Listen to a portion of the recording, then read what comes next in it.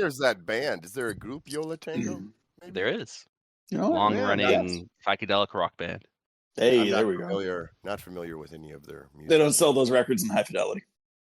Yeah, they I feel do. like they would. Yeah, they do. No, they That's carry right them. up They their don't fucking sell alley. them. Oh, They Yeah. carry them, There but it they is. won't sell it to you. Yeah. Jack Black's like, no. I keep They won't behind the sell counter. it to you. Yep. That one guy comes in every week. It's like, no. I'm gonna keep he digging ain't out. I want the new You ain't Yola getting your- Tango. Absolutely You ain't not. getting your Yola Tango's hands got on- like 20 albums too, so they got like a whole rack of them, and they won't sell Oh any shit. of them. More like Oh, YOLO God. Tang, no. Oh. Yo, no Tango. Bum, bum, Nolo bum, Tango. It's Snake Plissken. You can get through college half-assed, you can get through life half-assed, but you cannot win half-assed. Pick a chair title card. This was like my worst fear from what the movie could be. Be fucked. Yeah. Keep your dicks in your pants. Whatever. What's better than this? Guys being dudes. His life on the line and everybody knows it. Behold my stuff. This guy's a fucking psychopath. He's wearing a human jacket. Action Plus. Scorsese, go eat your ass. This is perfect movie. Hey, and welcome to This Movie Might Kill Me, where we cover everything from the good to the bad to Leon the professional. If these movies don't kill us, the discussion probably will. I'm Optimus Grime, and some personal friends have asked me, hey, Optimus, why do you go by Optimus there? Why don't you go by your government name? Well, friend, that's because if you took the time to know what my real name is, it's so unique that you would find me almost instantly on social media and berate me for my earnest takes. If this is your first time tuning in, we're pretty much like any other movie podcast, except instead of one person always leading the discussion, we take turns choosing movies and hosting the pod. So if you don't like this episode, come back sometime different. Fuck that up completely. Yeah, keep it all in. Come back next time for something entirely different. So we're finishing We'll do it live. we're finishing gift exchange round, where one of us decides to get a movie idea for someone else. Now, Snake, this one's for you. But Snake Plissken, do you want to intro yourself to the pod? Hey guys, I told you last time I made that really good omelet. Still thinking about it today. It was so damn good. Thinking about that omelet meat. Yeah, just like- Citrus. Terrible. Hi, I'm here to fight without fighting. There you go. Pretty good? Yeah. Very Yeah. clever. Passable. Cheery. The reason Optimus is so rattled and bungled up that intro is because he was afraid of me telling you all that his real name is Bolo Young. JCVD. I just want to be the first to say rest in power to the great Louis Gossett Jr. Oh, Rest in we need a peace. moment of silence here. Yeah. Oh, we're not giving it the reverence it deserves.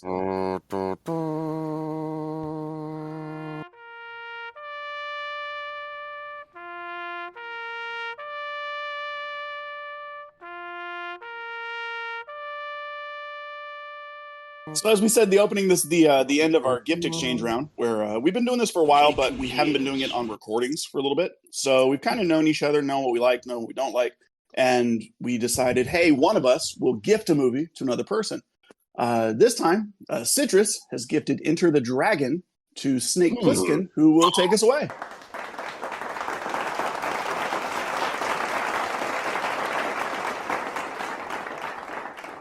Yeah, awesome. So this was kind of totally unexpected, I guess. An unexpected gift to get. I have only picked 80s movies in this thing that we've done, except for my gift to Cheery, which was that beautiful film High Fidelity. Oh boy. And, yeah. So otherwise, I've only picked 80s movies: Beastmaster, Wildcats. Wildcats. What a run. Yeah. This is Wild Sport of Cats. Kings. Escape Better from than Shut up. Burning. Muted. Oh, That's Muted. why we're here to sing. Yeah, we might have to revisit a couple of those Yeah. Wildcats. You know, we don't have to if we don't want to. But Football. yeah, so we got Enter the Dragon today, released in 1973, and I'm gonna read what it says on Prime here. This was weird. It says AMC presents. Recruited by an intelligence agency, a martial arts student participates in a brutal tournament in an attempt to gather enough evidence to convict an international drug trafficker of murder. And I didn't realize, or why did it say AMC presents? That kind of threw me off a little bit Yeah, I there. thought it meant AMC like network. Yeah, Also, I would- feel like most of that doesn't Dude. happen. No, much like the last movie, the first movie I did that was just kind of the supplemental episode of Ernest. Like the description doesn't really Yeah. match the movie, I don't think. But it does. But it doesn't. So yeah. I will the say budget real for this quick, movie. Go ahead. my first note is related to that AMC Presents. I saw that also in a description when I tried to find the movie streaming somewhere, and I saw AMC Presents and thought, oh great, I'll be able to watch this for free on the AMC app. No sir. As it turns out. No dice. Yeah. The budget here is $850,000, and there was some trivia too. I was kind of cut short here with when we started earlier, but I will get some trivia later. But I know that it was made like really quick, and I think you can kind of see that. I even saw in one of the trivia things they made all these sets. And they made the rounded wood instead of buying it because it was cheaper to make it, which I thought was a real weird piece of trivia. Yeah, so there's people out there Interesting. rounding wood all day, thinking about that meat. Yeah. But yeah, budget 850,000, and it makes $90 million. Oh There you go. God! That's a That's certified a hit. banger. Yeah. And even what do I always say that because I had heard it, so who knows if it's true? But you take that in half. Because that's what. So still, if you make $45 million off of this, Jesus, That's pretty great. my, yeah, Those Hey, are Ernest Saves Christmas numbers. And hey, don't forget to double the budget for marketing. So 1.6 Wow. out of that. No, I think maybe you would actually minus money for marketing because I don't think it got any marketing. Yeah. I don't think it They really got much. they definitely advertised it. But I think they were really fearful. Like this is a really big step to put this in, like a big time kung fu movie into the American culture, right? Like it was the first time, so they didn't know what was going to happen. But Yeah. obviously people loved it. I'll tell you what's Like, it gonna really- happen. A lot of kick-ass really, fight sequences. Yeah, Hell you're yeah. damn right. A lot of yelling, a lot of weird yells. Rebel yells. Yeah, which like Bruce Lee's kind of the Serena Williams, right? This weird yells all the time, but Oh yeah, I see. I was wondering where you were going. Yeah. You're Yeah. saying, but each yell produces something masterful, right? Like it's just every time something crazy happens. I But, might not be the youngest person here, but I feel like I'm the least. I feel like I've watched the least number of these movies that we bring up. So with Enter the Dragon, aside from because when we see the title card where it shows Bruce Lee and then John Saxon, aside from Bruce Lee, and granted it might have been his first foray into movies, was there anybody here that was a known actor? I was just going to get to that. Yeah, I had absolutely. I was no, it's perfect. I had zero idea who anybody else was. Well, Bruce Lee at this wasn't his first movie. This Oh, it was, wasn't okay. No, he had already done like a few other. Quite a few. This, and this he's is done- this is Yeah. meant to be his like movie though, and it was. This was like supposed to be like the movie that like makes him a mega star, but he was already like known to like action on like China and Hong Kong and stuff. Which I feel like that. makes it worse. Like if you had an established record at this point, you still put him Yeah. with nobody. I'm pretty sure. Yeah, 'cause I'm pretty sure this was like this became like a mega hit, and then next was Game of Death, and then he died. No, actually, not. He died. He died before this was released in Hong Kong. He died 6 days before this was released. Oh shit! Yep. Yeah. So like the movie, what did Tragically, you say, from like Game a of medication mix-up. Yeah, I'm Game sure of that'll Death be in the was trivia filming. later. One with Kareem, where he Yep, kicks him in the chest to yeah. get the footprint. Yeah, and I think some of that. I think there's some others like some splice different things from movies. Yeah. Find my ignorance It was- charming, audience, It was please. crazy how they had to make that. I did read a little bit. I don't think it's Oh necessarily. yeah, it was all the trivia. yeah, it's a whole thing. Yeah, with how they made Game of Death after he died. Yeah. I finished it rather. That's such a badass movie. Him and Kareem. Oh, Mm-hmm. great fight scene too. Yeah, the yellow Just suit, classic. legendary. Yep. Yep, just a legendary fight scene. But yeah, I didn't know anybody else in this, but I think that's because it was made in Hong Kong, right?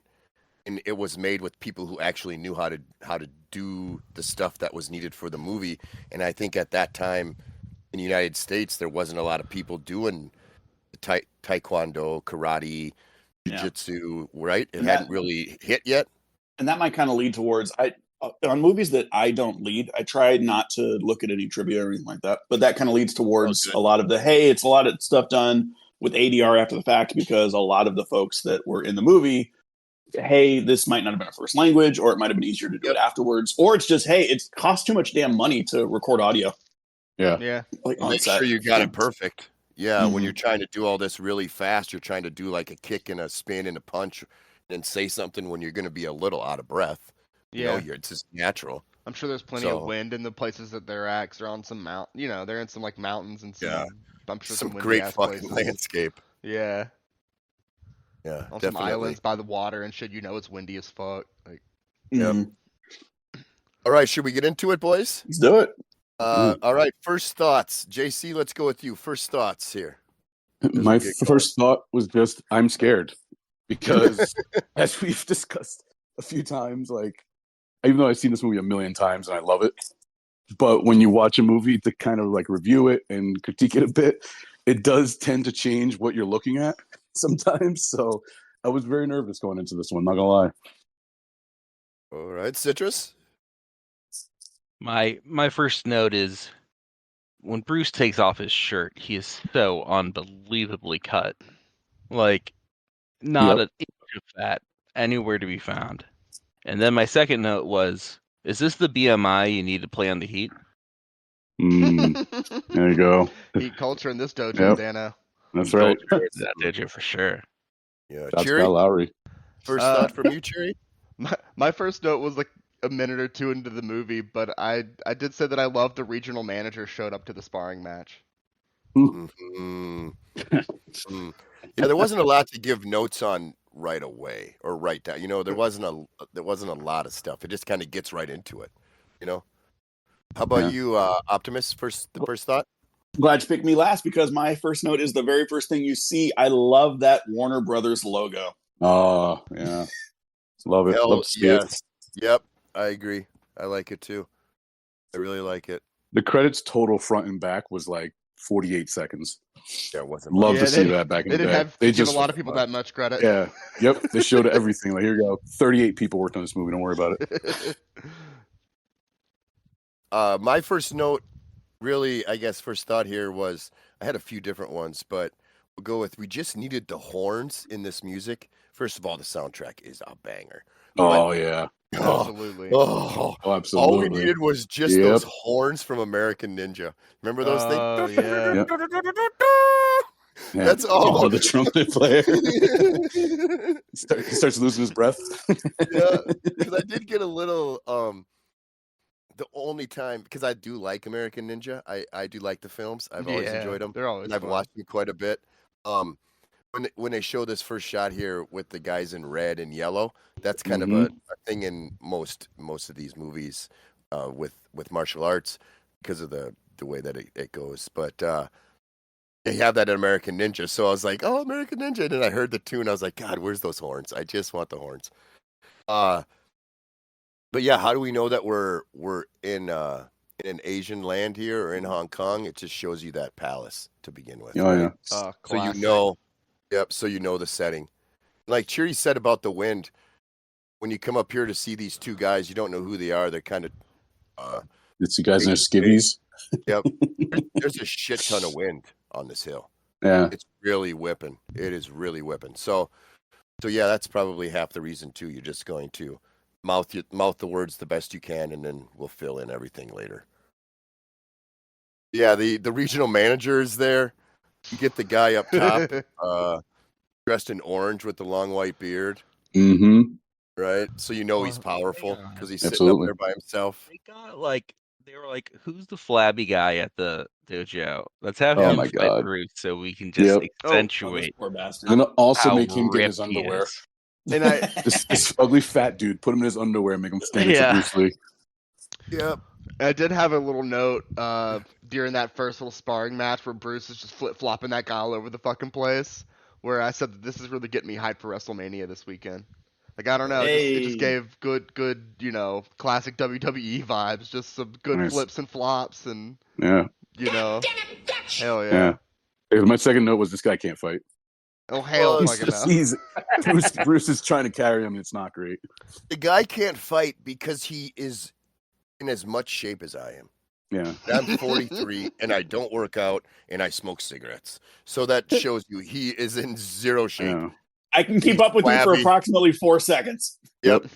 I can He do throws one punch. kick, and he's like, "Oh boy!" It almost falls over. He's It's not great. The eyebrow wiggles that the sensei was giving Yep. in the fight. Oh, Yeah. The little cock of the brow. Yep. I gave you real vibes from Kill Bill, right? That one Yeah. instructor from Kill Bill. They probably just said, "Here, watch Enter the Dragon." So he just dressed like that guy and just did the facial expressions. I'll say it now. I have several notes about things that like, not that like this reminds you of it, but like you can see how like things took from Enter the Dragon and just put them right directly into other things. Like, Yeah. I have so many notes about it. It's nuts. This movie influenced everything. It's most of my Everything. review. It's fucking crazy. Yeah, it is absolutely insane. And I think there's probably stuff that goes over your head too that you don't even realize, that if you watch it again, you'd be like, "Oh shit, Enter the Dragon." You know, Simpsons did it. Simpsons did it. I've never noticed Yeah. ever, and like I've rewatched this a ton of times, and I've never noticed. Like I told you, like a year ago, I had like a Kung Fu day. This is one of the movies that I watched. So I've watched it recently. It's a year ago, and none of the connections ever made sense till I watched it this time. Of like, oh, I'm like, this is very clearly where whatever got it from. Like it's just like really front and center throughout the movie. It's pretty cool. I think part of that might have been you took like 5 gummies before you started Kung Fu Day last year. So Yeah, maybe that's a fair. little bit more sense this time. Yeah, I took a gummy yesterday too. I mean, but only one. That's neither here nor there. Well, gummy a day keeps the doctor away. That's what I'm saying. Go to the doctor a lot too. It might not work. Not working. Oh, well, worth a shot. John Denver's full of shit, man. Exactly. You damn right he is. But Denver, Fatty does do a nice little couple back flips, right? Just to Yeah, he get does. away Oh, he from sells Bruce the at fuck one out of time. it. Yeah. Yeah. But Bruce is beating his ass. He probably Just told him, beating "Listen, that all I can ass. do is a flip. If you give me a running start, I can do a flip." Yeah, he's terrible. Getting his ass beat. And sorry, I got some stuff here. Dead air. Leave all this in. We'll cut this. No, sorry, I got something. We got to get better at filibustering when this happens. Yeah, I'm just gonna pick up I and start talking about the movie. Okay, give me a second. We're like, okay. At the very least, I'm gonna clip in the Danny DeVito dead air. Yeah. I'll be totally honest. I got caught on how terrible my handwriting is because I write these notes down on a Oh piece of paper, boy. and I just got caught on how terrible Good God. my handwriting is. But yeah, that's a badass jump that Oh God. Bruce Lee does when he Snake verbally did a couple backflips. Yeah, I did. Like I said, me and that guy aren't that dissimilar. Me and that dude. Bruce Snake, is when beat he's like looking at his notes, is like when Tom Hanks picks up the cryptology puzzle in Da Vinci Code, and he's like, "This is indecipherable puzzle." Yep. And there's a file inside that will break and kill my notes. Well, sometimes I shorthand words and sometimes I don't. So it's an adventure. It is a real adventure. That's a classic move of shorthanding something and in your head while you write it going, Yep. I don't know what I mean. Going back later going, what the fuck am I talking about? Yeah. Yeah. Yeah, I'm totally stoned and it's 10:30 at night, and I'll remember this tomorrow. I Oh certainly God, will. it's literally me writing notes in college and then getting to test day and realizing I don't know fuck. Yeah. Snake comes back and comes back to a Van Gogh. What am I doing? Yeah. Yeah. Yeah, that's a badass jump though. He leaves the pit with, and he goes and meets what I did find out only because I paused and used the X-ray because I didn't necessarily know who this master guy was. I knew he was a master. I didn't know who he was, and it said he's a Shaolin abbot.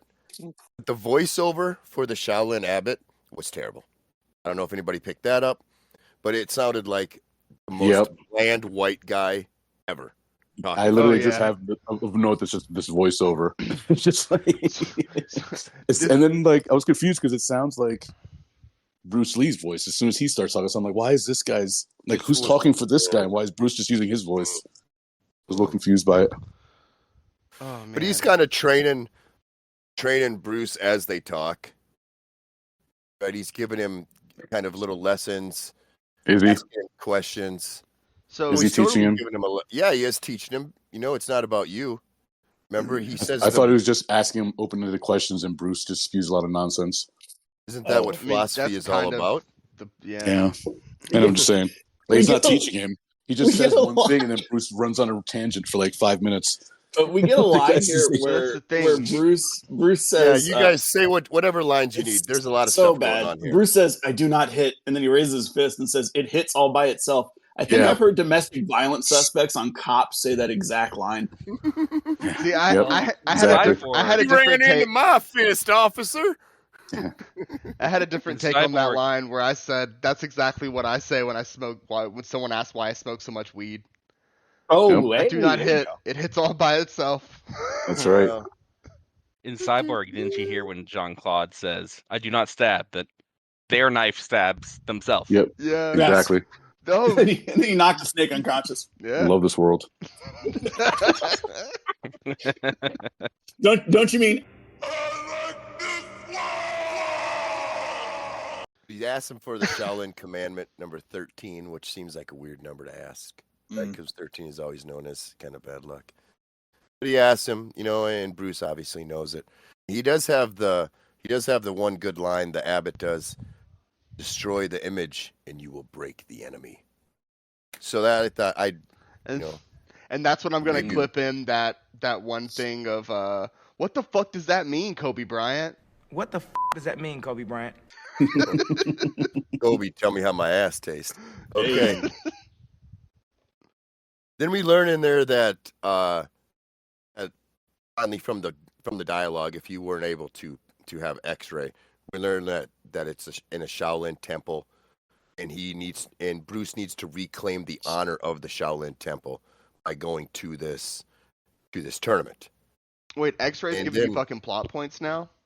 No, it just tells you who the people are. So Oh. it telling me that it was a Shaolin Abbot gave it away that, Oh, okay. Otherwise, I thought would you not meant have that known. X-ray told you. Okay, so Bruce Yep. Bruce has to go. All right, here's you know? what's happening. All right. Yeah, like, it was. Snake, copy paste these notes. Here's what's happening. Yeah, Yeah. it was like Yep. I thought it was like if you've been texting kind of deal. Like every 30 minutes it updates Yep. with like here's what's been going on for the last Yeah. few minutes. Like in case you weren't paying attention. If you've suddenly forgotten what your shorthand means, here's what I Yeah. can do to help. Yeah, you just pause on X-ray and it tells you what's going on. Like, Yeah, I'm here for it. someone needs to invent Yeah. that. Amazon, pay me. AI. AI. Andre Ingram. AI. Yeah. God, Allen Iverson. But yeah, so that he must have gotten the Shaolin Temple must have gotten an invitation to send like their best warrior or their best fighter, because that's what I assumed that meeting was about. There with the Abbot and Lee, for him to say, 'cause I think it's just Lee the whole movie. You don't know any. He doesn't go by anything else. It's just Lee. So Everyone only has Oh, yeah. last names in this movie. There we go. he there's the one guy just called Old Man here as Abbot. Yes, he is. Old man. Jilin Ho. Yeah, yeah, Old Man. Whenever Yep. whenever he That called guy's him that amazing, by the way. as like a proper name, all I could think of was Final Fantasy X. Titus just keeps calling his dad my old man. Yeah. Yep. I want to be a bit blitzball. Bolo would wreck at Blitzball, I'll tell you right now. Oh my god. Dominate. Hey, keep the pants tight here before we get to him. They're going to be. Yeah. This I will, this I will starts soon. this Here. starts my second place for common thread, which is what is this tournament about? Just me Great saying that out question. loud. What is this tournament? Okay, yeah, we can get there. You I know, would it's say a funny, random I thread, never speaking of once that- questioned why they would have this tournament. It just was, yeah, you have a tournament. You're good at martial arts. You have a bunch of students on this island. What are you going to do with them? Exactly. You They gotta have- have a they- tournament every few No, years. they're fighting to protect the people from the Nether Realm from invading Earth Realm. Oh, there you go. That's exactly See? what's happening here. That was on Yeah, X-ray. because this is just Mortal Kombat. This entire movie. Oh, yeah, But Mortal nothing Kombat is is. just this movie. It's the entire plot. Yeah. Roper is fucking Johnny Cage. Like, it's literally the entire movie. It's great. Oh yeah. It just made me like it more. As soon as I realized, I was like, oh my God, he's still doing Johnny Cage. As you said that, a common thread just popped into my head of maybe just a random white person in the background, right? Every scene is just a whitey there for no Token reason. white. Random Right? white. Every scene? Yeah. There is almost it's either a woman, right? There's a lot of women once. Oh yeah, you know what? When we see the jumping ahead, because there's like in the one kung fu parlor dojo when the guy's leaving. It's when the black guy's leaving his dojo, it's all black guys fighting, and there's one random white dude in the back corner. Yeah. With like a ponytail. It's great. Just that. Well, you need Pony Boy there. Oh yeah, absolutely. Stay gold. So yeah, like I said, I assume that the Shaolin Temple got an invitation to send a warrior, send a fighter. I don't know how you say that. To send a martial arts master. That's what I would say. I guess. No. He's working with like the discount CIA. And the CIA got him into the tournament. But his master is like, you've got to reclaim our honor, and gives him a look like, that means you have to kill him. Like, I need you to go kill Han. Yeah, please go murder someone. No matter what they tell you that you're there to do, you're there to kill this motherfucker. Yeah. They're just your way in. Give you a little more juice to that. Let me tell you what happened to your sister, which I've never told you, but I probably should have told you. But anyway, here we go. Yeah, that gets weird too. It gets a lot. It's a really weird opening here. But then we meet here and the sister. We're like, for the audience, we're like 4 minutes into this movie. Yeah, absolutely. There's a lot. There's a lot going Christ. on. Right? Yeah. There's a lot going on. I have a lot more notes in this opening couple scenes than I do for most of the rest of the movie for some reason. I mean, I was just kind of watching a lot going on and getting at some point. Yeah, by the second half, I'm just kind of watching the movie. Yeah. I took 3 pages and I never take notes. You guys know that thing. Yeah. But yeah, we meet Braithwaite. You have to narrate today. White, yeah. The white faux CIA guy or whoever he is. MI6. Mr. Oh, this guy's Braithwaite. Terrible. Who when he announced his name, I said, "Didn't I burn down your grandma's house in Red Dead 2?" Yeah. Damn right you did. Hey, there we go. Yes, you did. Right you did. Fuck the Braithwaites. So Braithwaite is discussing the tournament with Lee too a little bit, and then all of a sudden we learn that the bad guy's name is Han. Yeah. In this discussion with Braithwaite, yep, Mr. Han to me. And he's Shang Tsung in my notes. Hey, there we go. And up the stairs walks this kid who is an understudy. A bed shitter. He's a bed shitter. YFD as I called him. He's really bad. This was my early nominee for so many awards. His name is Lau. Right? It's Lau's time. You mean Lao Z? Yep. Yeah. Oh boy. That's a good one. Yeah. This bed shitter.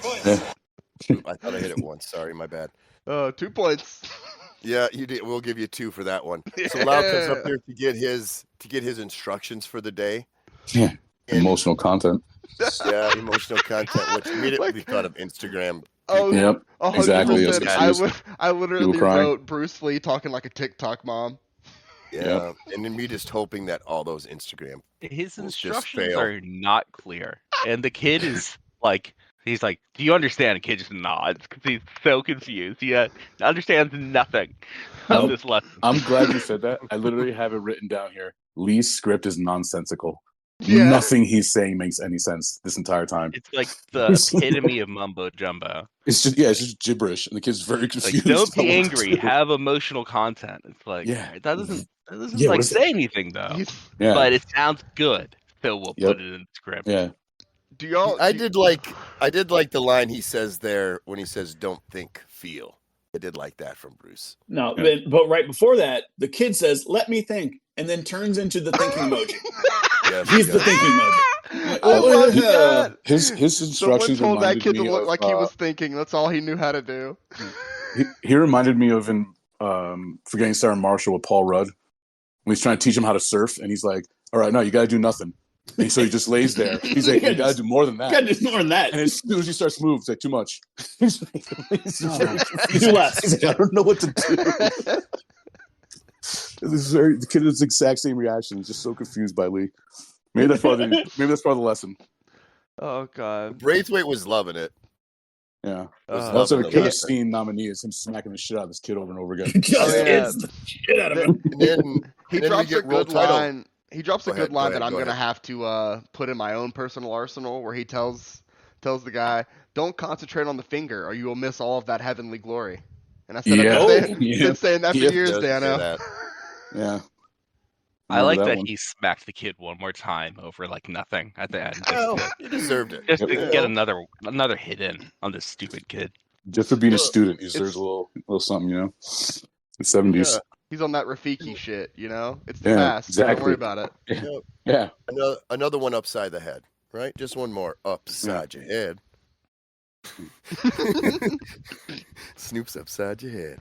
So then we get the roll title, and roll title card 9 minutes in. So Yeah, it was that was kind of wild. weird.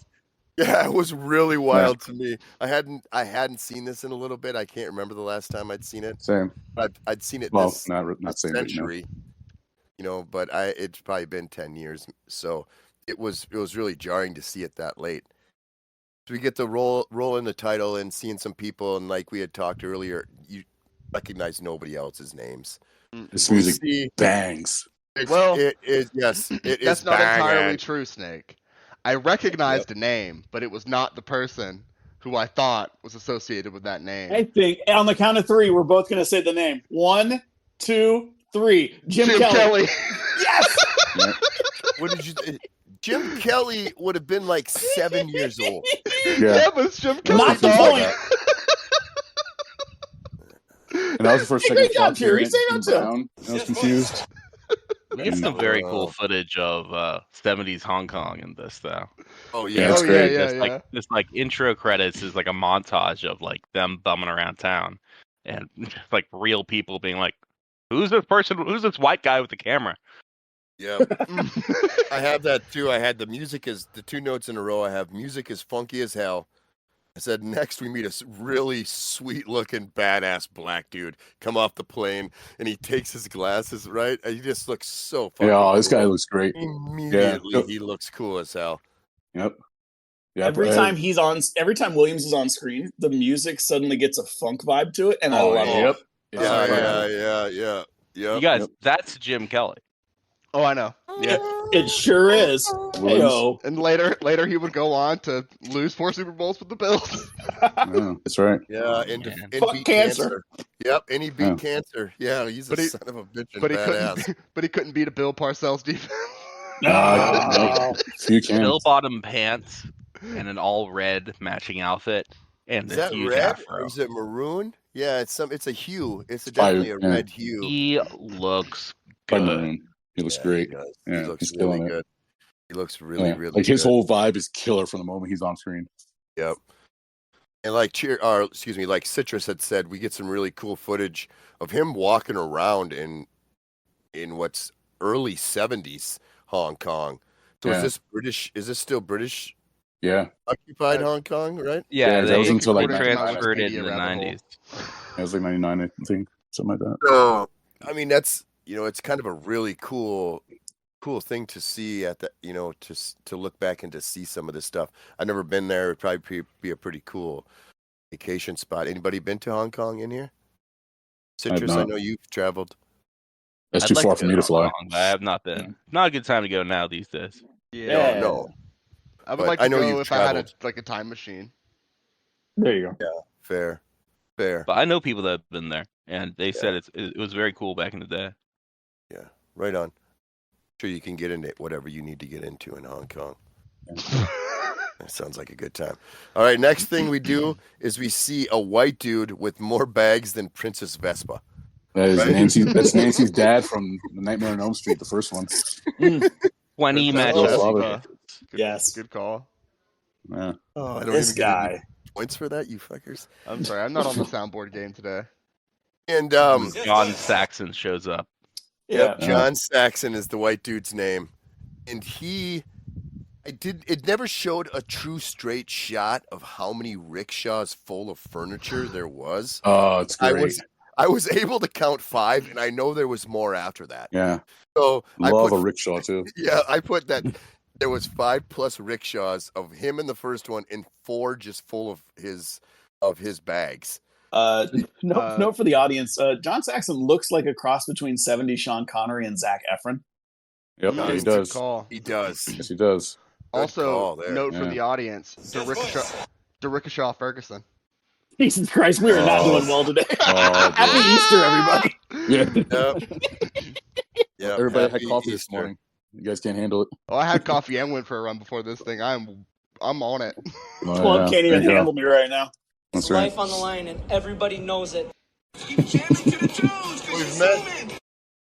Yeah, so we've met these 2 dudes who are still yet to be named. The white dude in the rickshaw and that sweet looking black dude, and we get to Braithwaite is giving background information on the people that Lee needs to be aware of on this island for the tournament.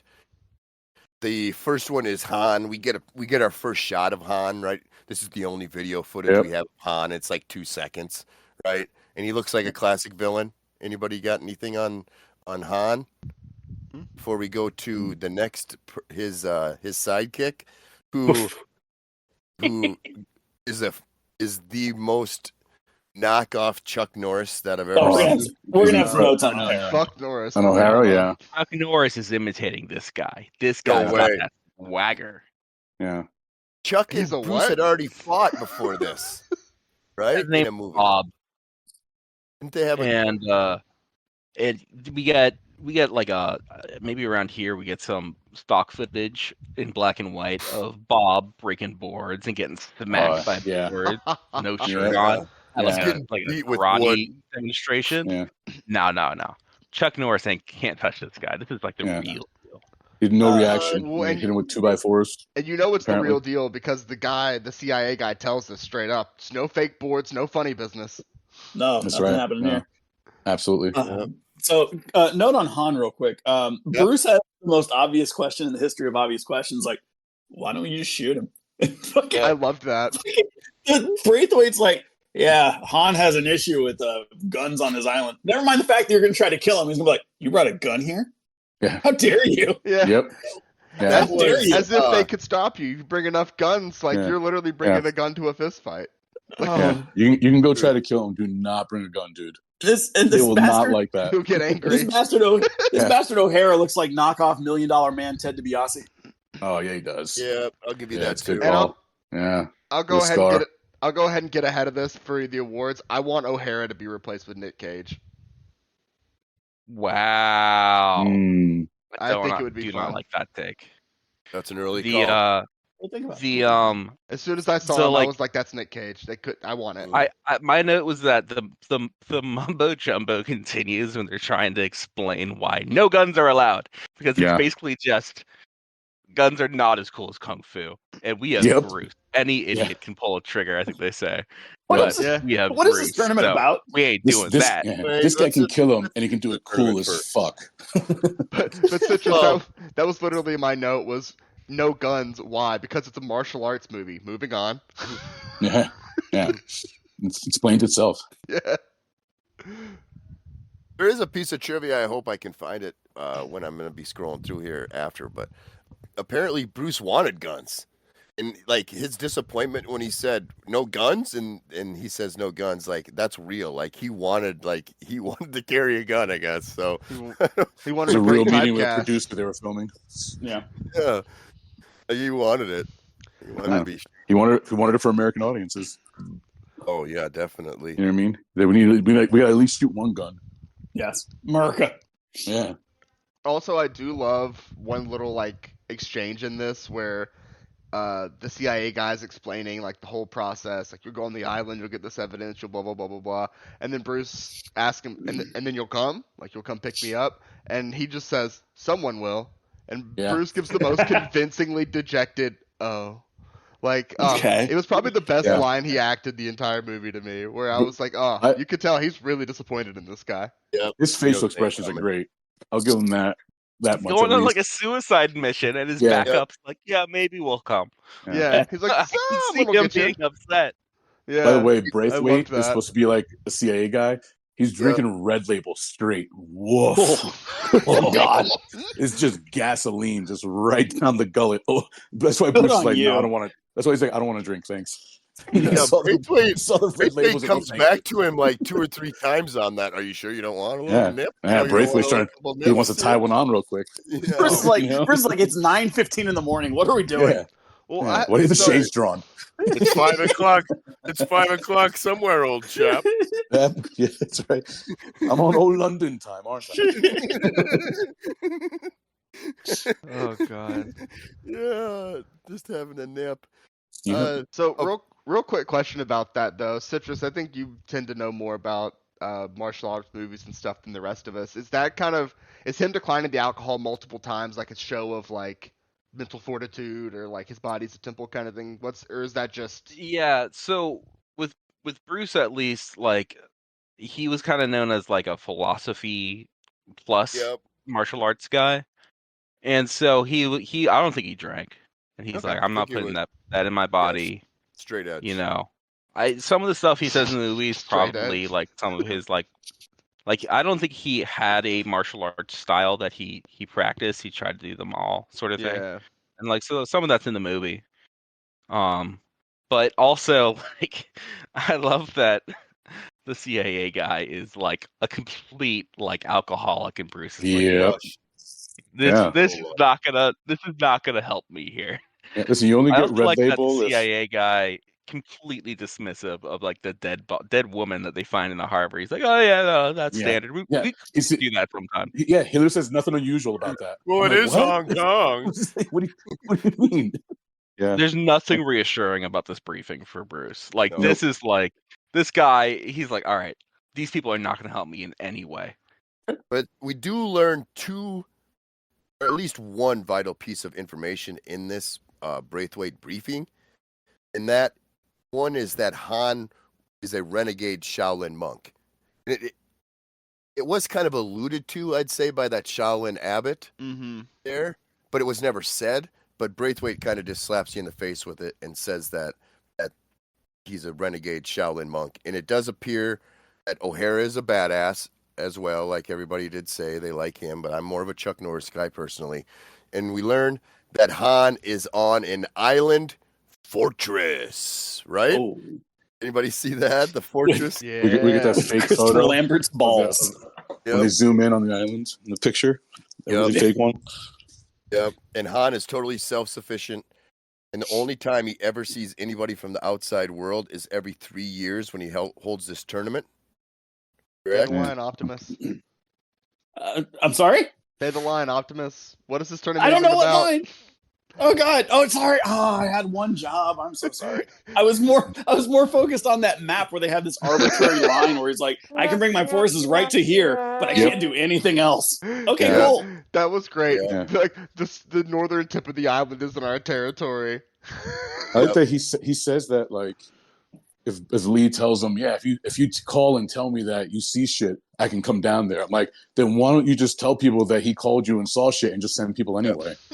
Yeah. Who gives a shit? Just fucking brain is rotted by all this booze he's got. Yeah. All the guy, red labels. I'm telling you, man, you don't want this guy to be your backup. He's taking out a fifth a day. Yeah. That whole bar card is just for the afternoon. Passed out drunk by 6:30. What am I going to have for the rest of the day? Yeah. Braithwaite here tells us too that they found a stewardess dead that got washed up, and it was really like nothing else, but she didn't die from drowning. It was an overdose, and he tells us that Han is kind of suspected of getting all these beautiful women and getting them hooked on drugs and then using them until they die. So I said, is he pulling a P. Diddy? Hey, topical. Boy. Yep, that's right. But they put in this body, they gave her all the track marks in the world. Oh my God, they were everywhere. There were so many all over her. I was like, all right, what are we doing here? Like they were trying to draw a goddamn picture. Yeah, like in case you're wondering how clear it is what she died from. Yeah, it was My like questions later. how many trails can you hike in Yosemite Park? And you just look at her arm. Right? Yeah. Jesus fucking Christ. That's what it was. It was just Yeah. lying. It was just Literally. holes everywhere. It's so stupid. Yeah. Braithwaite basically wants Lee to be his spy at this place. And Braithwaite's coming back for another glass here. Yeah, he is. This is Yeah, really Braithwaite. Yeah, it tells you about Mei Ling, the operative on the island. And Bruce, he seems a bit reluctant because he does want the guns. But he says, screw it. Brutai is all in on going to this tournament and seeing what he can do. And hopefully maybe getting this guy dead. Right? Yeah. Which really sounds smooth. Yeah, It's not a great plan if those things No. go. That line It's not a whole lot. Optimus is talking about. It's an island, and the line of jurisdiction just goes up about on the top. We say fifth of the island. Yeah, about a fifth. Yep. Right? Yeah. Maybe? Yeah. Or it's always a fifth of Braithwaite. Yeah. And Han is obviously his fortress is on the south part of the island, but the jurisdiction only comes to the north part of the island. So, Braithwaite's in a real tight spot here. That's why he needs Lee to There are no come islands that have these sort of demarcation on them. Like, this never happened. This is completely made up. Hey, I would only be able to claim this one peninsula on this small island, and then the rest of it's someone else's. Nah. Yep. What about What about Cuba? Yeah, I was gonna say Guantanamo. It's just one little harbor on this What about island, and the Gibraltar? rest of What about it's owned by Gibraltar? another country. I like the idea that there's a full-fledged military base on this island, and they still need to get Bruce to go in and Yeah. find the goods. Well, they can't go across the border. It's not their jurisdiction. Yeah. Apparently that matters. As we all know from police procedurals, there is nothing more important than jurisdiction. Bureaucracy. Is everything. Yeah. In law and order, though, they would just know a judge and then get in there. True. He's got as much red tape as he does red label. Out of there. Little no-knock action. Yeah. My next note is I'm a little uncomfortable by these old men who are pulling people around in carts in Hong Kong. Yeah. Rickshaws, They're great. real ass people. Oh yeah, 100%. Oh, for sure. You couldn't For get. sure. They say in the trivia that they could not get extras. These are all real people. Yeah. Mm-hmm. You can tell the people doing the boat thing, you have to know how to do that. Damn right, because I have no idea what he's doing, and you have to know what you're doing. I bet that dude can fuck though. My Wait, note. oh my God. My note. 100%. I'm not being weird. I guarantee. Yeah. He's got some hips. He That can dude- he can create a Yeah. whirlpool with a paddle. Therefore, he is a tornado in bed. Yeah. them I hips just figured he don't could do a lie. lot of push-ups. Yeah. So my He note can about do 2 backflips. Yeah. Jesus. My note about that guy was literally that I'm sure that's exactly how that's supposed to be done, but it just looks so awkward and uncoordinated. Yeah. The motions, it was just very kind of herky jerky and weird. And I'm sure he was doing it flawlessly, but it just looks so awkward. As I'm watching, I'm like, this has to take forever to get anywhere. Yeah. And then Roper's on one too, but he's got all the fucking suitcases on it. I'm like, she's never. And then the girl has a dog there. I'm like, she's never gonna get there. Nope. There's other big boats. That one lady has a baby strapped to her. Yeah. These are real These are real fucking people. humans. Yeah. These That are baby real- at home alone. She's got work. Yeah. Anyway, I more work in cool a shots harbor. of being in Hong Kong in the 70s. Yeah. It does look cool as shit. I think Yeah, that stuff was really, it's really awesome. neat. Yeah. It says that there's an old man speaking to Bruce because we get another flashback or flash. I took a picture of him. sideways I took a picture here. of him. I don't know what you would call it because he says that Okay. he's happy that Bruce is going to go into the tournament. So obviously it's got to be close to present day when he says this. And I was thinking that old man telling the story, is that Bruce's dad? I don't know. Nah, He's that's an old man. The dojo. Yeah. It's just old man. I didn't really know known much as old about man. plot wise what was going on. Oh, old who man. It's not everybody was. Sensei. Yeah, he's just known as old man. I put a picture of him Okay. in the movie club room. We got to be like 12 Yeah. minutes in this movie right now, right? There's a lot Yeah, no. going on, bro. There's a lot Yeah, no. going on, bro. This is a lot that's going on in this movie. There's a lot going on, and then it slows down a little bit, I would say. Poor Cheeri's macaroni and cheese is going to be in shambles. Well, Yeah, I know. Nah, it'll be okay. That's why we're starting early. Yeah, exactly. And we see that, or we learn that Bruce has a sister, right? Because she was in town the last time that they had the tournaments, and O'Hara was in there with a bunch of thugs in town, just causing trouble. And they're trying to get freaky. It looks like you know what they're going to try to do with. Yeah, I wrote this scene feels problematic right away. Yeah, you know exactly what they're going to try to do.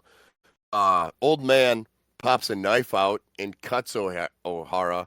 So that's how we learn that O'Hara has that, or where he gets the scar on his face. It was during the scene because of the X-ray that I noticed it's O'Hara, like Oharra, and not like Irish O'Hara. Yep. Because that's how I had it written at first, was O''Hara. Oh, and I was like, oh, it's not how he spells it. All right, no, yeah. I still kept writing my notes that way. I could have stopped. O'Hara's got a really cool jacket he's wearing, though. Yeah, it's awesome. He always with the looks patch good. with the logo from his ninja army that he's part of. Yep. Yeah, he always looks good. We get to the screen cap. He's got like a nice line of ketchup on his face where he got sliced. Oh, there's a lot of ketchup in this movie. It's a heavy line of Heinz. We get through this extended fight scene where Bruce's sister is being chased by ne'er-do-wells, and as she's fighting people, she gave up the high ground intentionally, which is a little bit disappointing. She hit a man so hard he spun, which is it's great. Like getting spun like that is a fucking art form. It's so She's good. a badass. She's a total badass. She's great. Yep. Then go on. Were you going to say one more thing about her? My last thing is whenever she kicks a person and they fall down, like fall off a bridge or something, the bad guy falling screams are great. Oh, it's the best thing since Howie Long's scream. My favorite, she chucks some guy off a roof. It's hysterical. She just she hits him, grabs him, just chucks him right off, and he screams the whole way down. It's great. The dude that screams, the dude that she kicks into the water, he screams for longer than he's in the air. Yeah, and then he's just laying there. He lands, and his scream is still going on, like he's pummeling through the air like 100 feet. He's not that front, but if you watch him, he just lays there. He doesn't try to get out of the water. He's done for. He's waiting for his mark. Yeah. I was sad there was not a Wilhelm scream from one of these guys that she tosses off the dock. Same fucking note. I kept waiting for it. Go 25 years in the future. Give me a Howie Long scream. It's okay. Yeah. Yeah. She is a total badass, though, kicking the shit out of all these guys. They are getting a few shots in because there's 3, 4, 5, 6 of them sometimes. Yeah. She's getting through it. They finally corner her because she decides in the end to go inside of a house. She makes mistakes.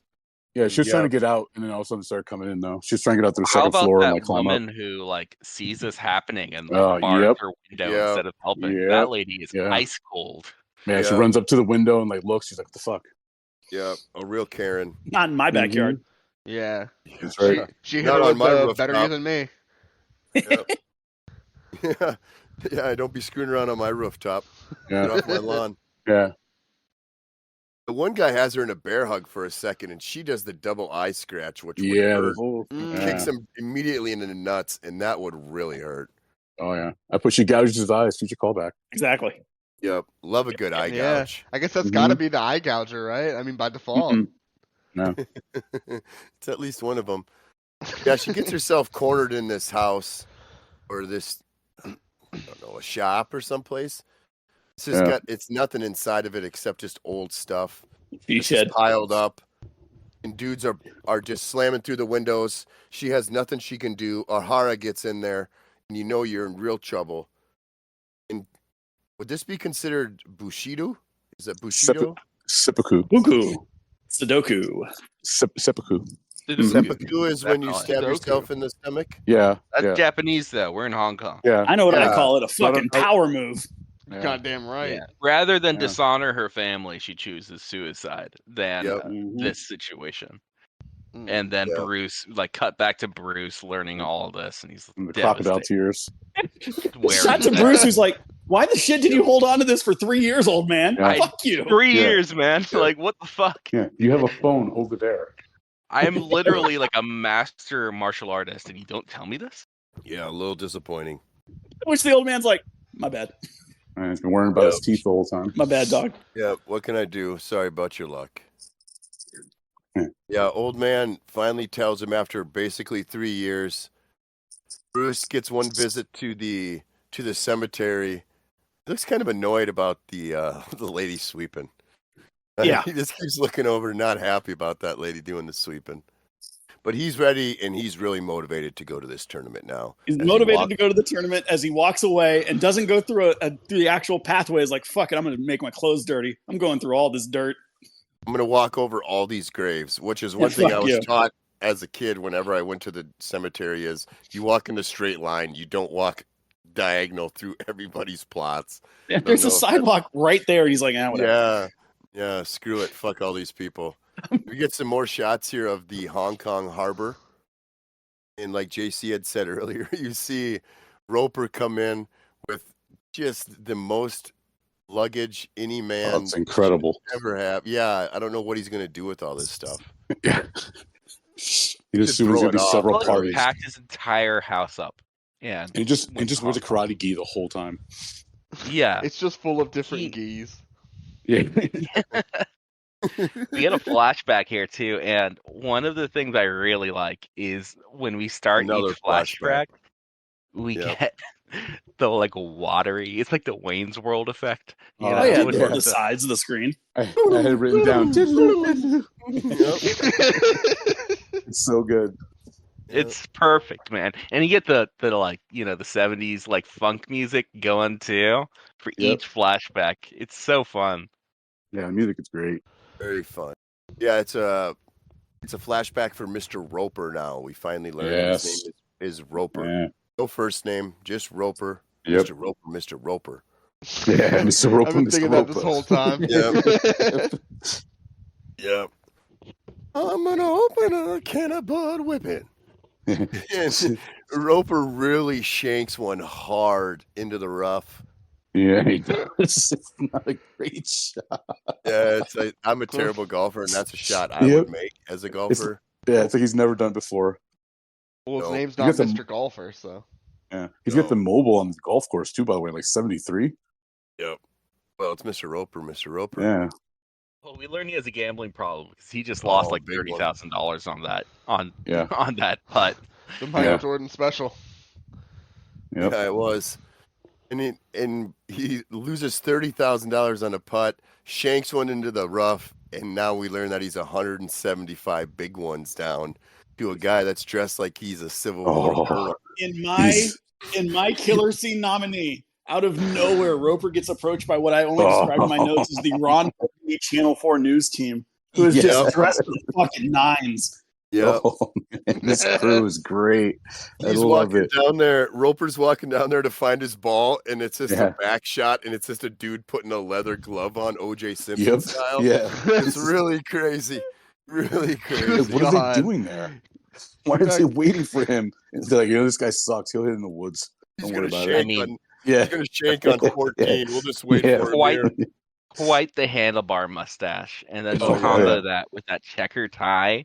Yep. I mean, it's a good look, but what's he doing on a golf course? It's so good, and it's so out of place. Wearing this, he's about to go to this the soiree, but on the way he's got to go beat this guy down. Well, yeah, he had just left a confrontation with Vince Vaughn and the Channel 3 news team. Thank you. Yep. He had to tell Roper that his gi looks like he got it at the toilet store. Yeah. Yeah, where'd you get that? The dollar store? Even the guy that can't think said something. Yeah. Roper asks his secretary, and that's all she's known as. When I paused it too, she's just known as secretary. And classic. Classic, very classic. Yes, $63.46 left in his checking account, and he says it's all yours, baby. There's your pay for the week. You get $60. Yeah. Congratulations. Next, we get to Williams, right? And obviously, we've had all these flashbacks, so we got to get our main man Williams flashback. And Williams is his lady that's moving him on the boat or rowing the boat or whatever, she's the one with the baby on her back. Yeah, which was a wild look. It's incredible.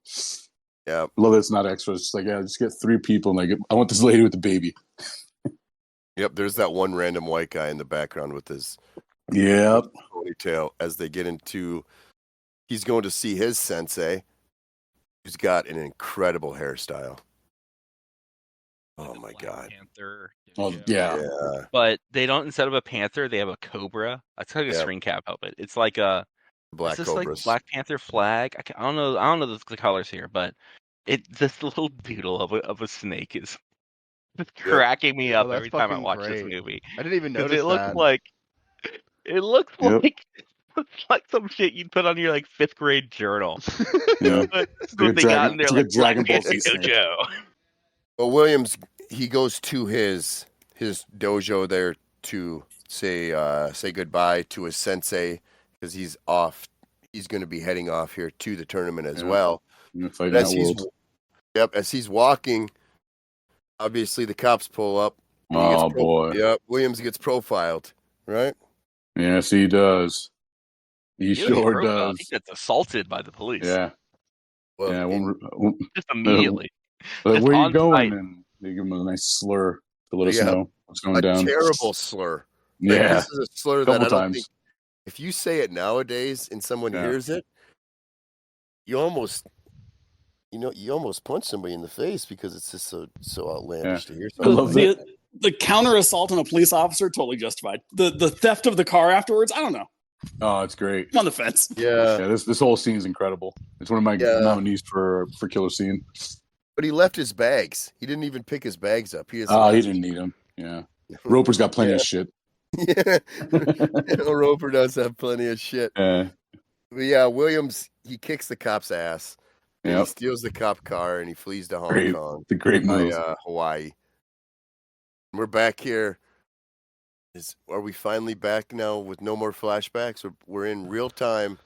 Yep. And Williams is loading up. Yep. Williams is loading up. And Roper's got a big smile on his face. Like, okay, maybe they know each other. Yeah, they're old buddies from now.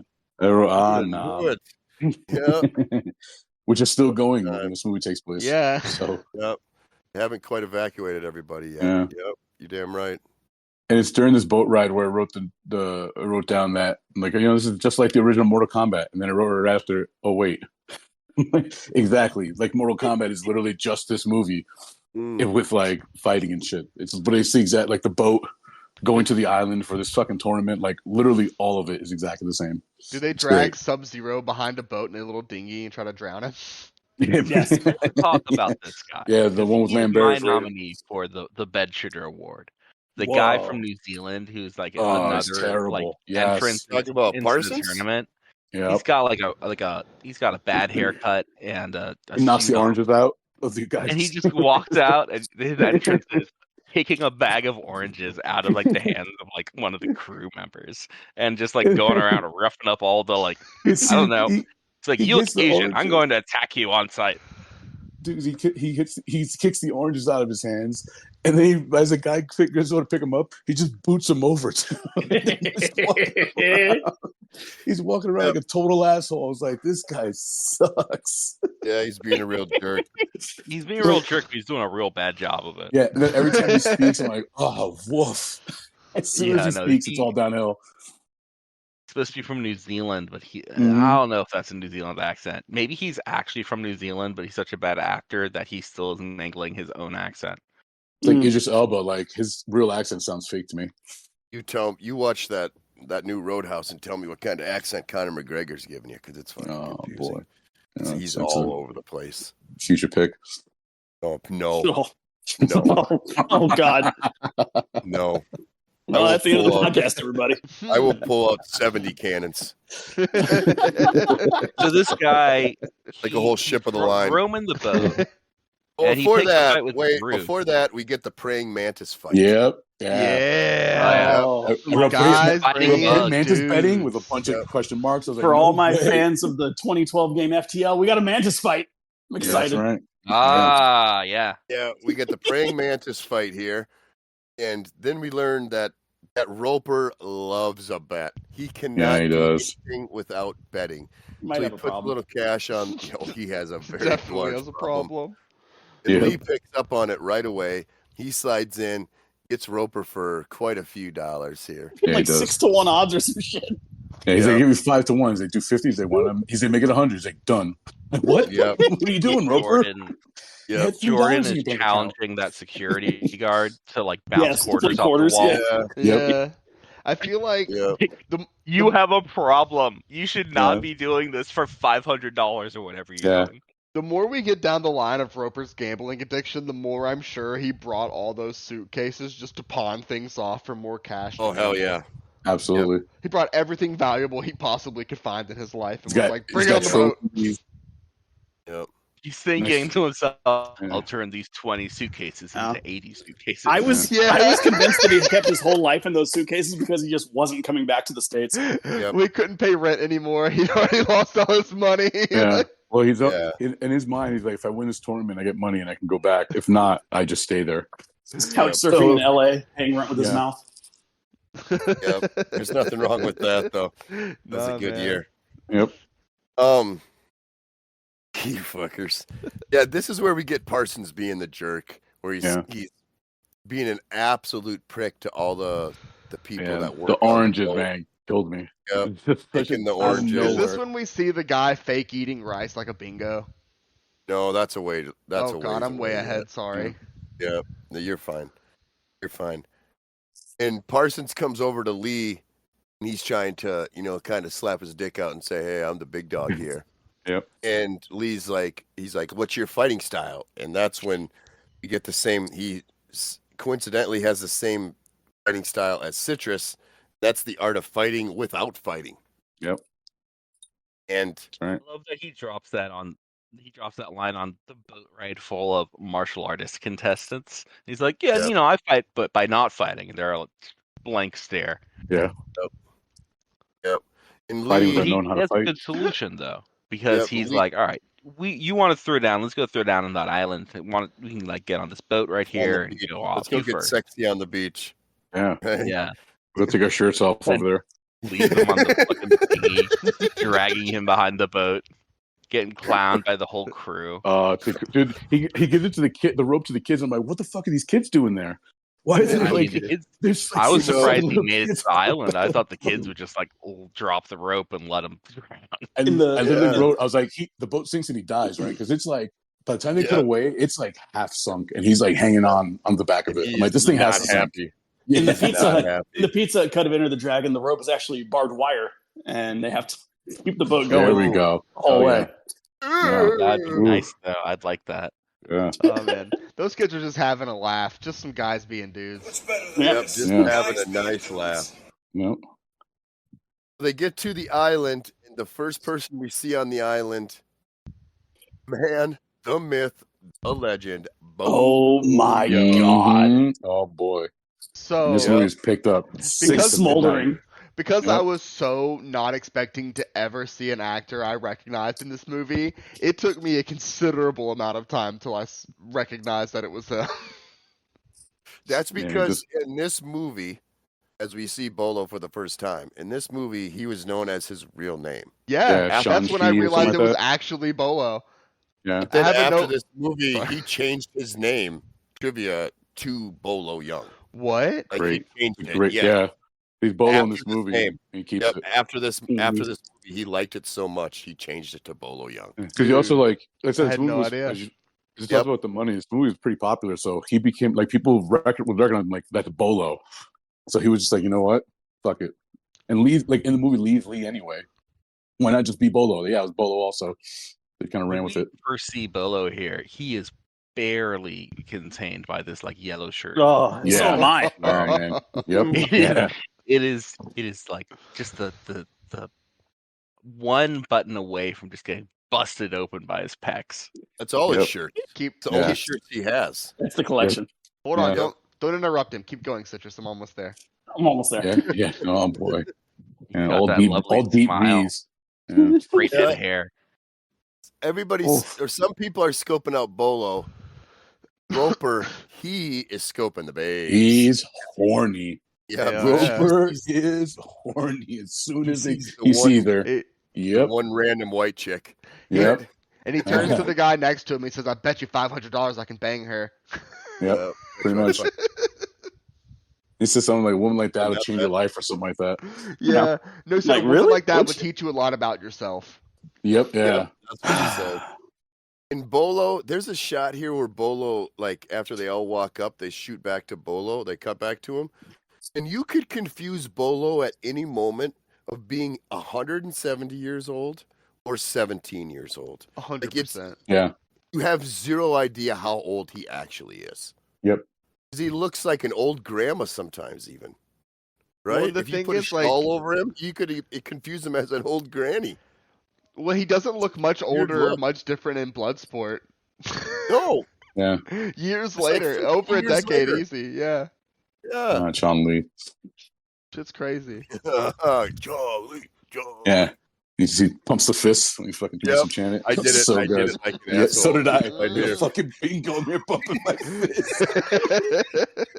That gift from Bloodsport of him playing the drums. Yeah, Yeah. oh, it's incredible. Yep. He's Van Damme screaming into the mic. Yep. I'm still disappointed man. you guys didn't like the lyrics to the song I made for that. Yeah, I mean, come on. Hey, you got gold there. It's the first time. Yeah.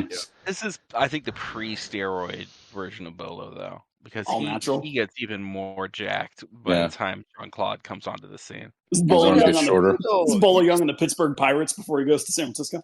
Exactly. But His head gets huge. all Bolo has to do is just moderately lift weights, and he's going to explode. The man is massive already. It's a big son of a bitch. Massive. Yeah, massive. I think he's like 5'2". We see Hans. We see Hans' huge martial arts school too here as we come up. Yeah, we do. Yeah, up oh the man, step. these guys suck. Yep, they all suck. Everybody Everybody training sucks. But- if you watch the overhead, they're all bad at karate. But man, that is such a classic shot panning over Yep. the Oh, yeah. villain's like factory of karate. Yeah. You know, Yep. He's got an army. Yeah, like Yep. like our guys, the Shaolin monks. Like it's a relatively small crew. Everyone's getting individual training. They're all individuals with their own, mindset and this and that. And then you go to the villain, and it's the karate factory. It's like Factory. such a Yep. fucking classic concept. I wrote here that Oh, how much it's do you this. think if you had Bruce seen the overhead shot, like the same shot that we did of like everybody training, what do you think are the odds that he just turns to Roper and is like, you know what, I'm just gonna fucking do this, and just walks in and just immediately fights everybody at once because he realizes, you know what, all of these dudes are trash. Like I'm just gonna fight through the whole fucking camp.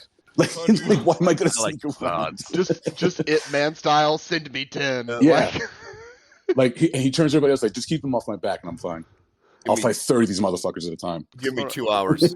I'm gonna send a Give me 2 hours screenshot and a from later stick. in the movie, but it very much proves your point of how fucking weak and tiny all the surrounding extras they're are. useless. They're like a bunch of 12-year-olds. They look scrawny Yep. as shit.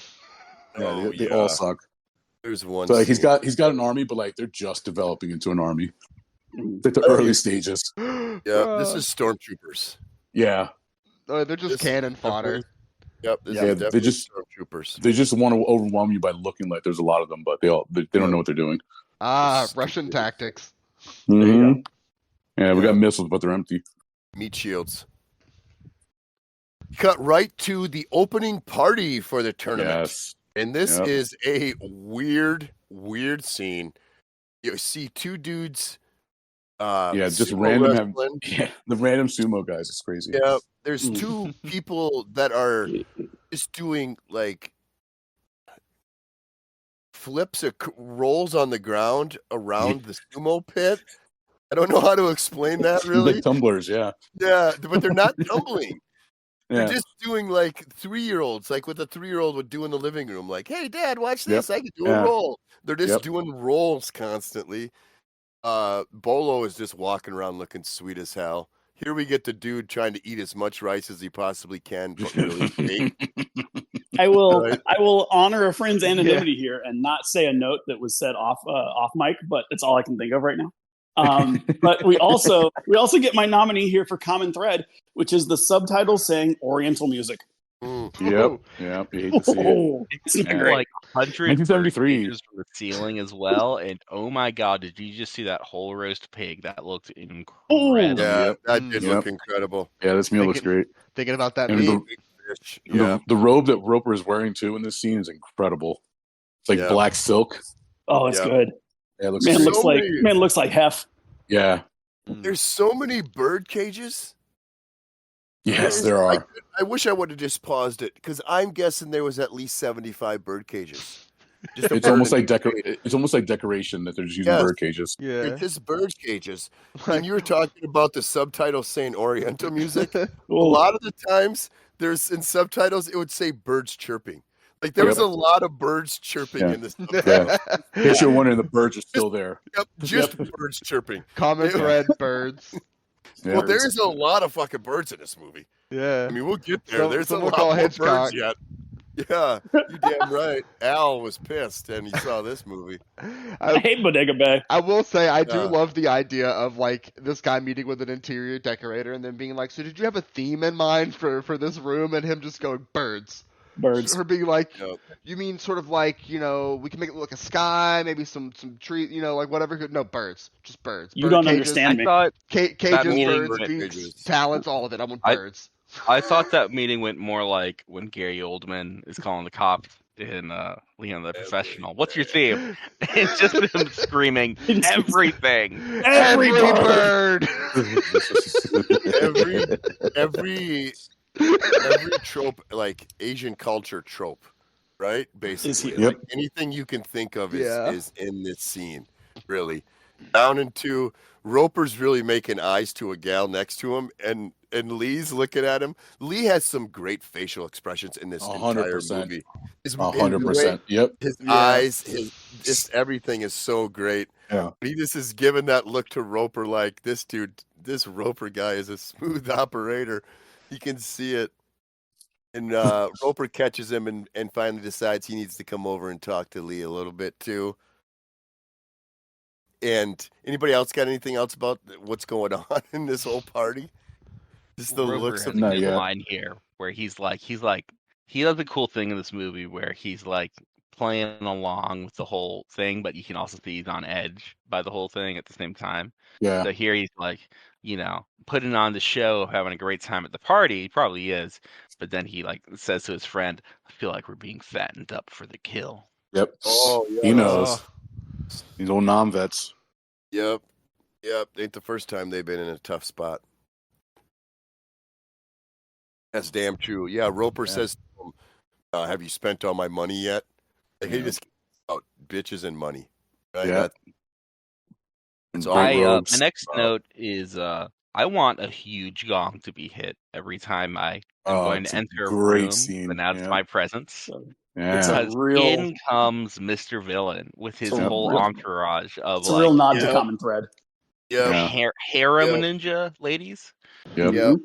His guards, man. The harem globetrotters. Harem globetrotters. Yep. Yeah. Right before that gong slams is when we see Williams looking at all the food, and that's I'm a very, very picky person. Yeah. And that's exactly how I was when we went to Mexico. Like, just looking at everything with a lot of suspect and being like, that doesn't look like a cheeseburger to me. You guys eat it. I want potatoes. I want a cheeseburger. I want a roast. I want American food, but I'm obviously I'm a classic white person in Mexico. You wanted to walk in and order a loaded potato griller, like from Taco Bell. Yeah. Potato skins. Yeah. Give some French fries and a burger. Yeah. So, some tater skins. But yeah, then that, like Citrus says, that gong slams.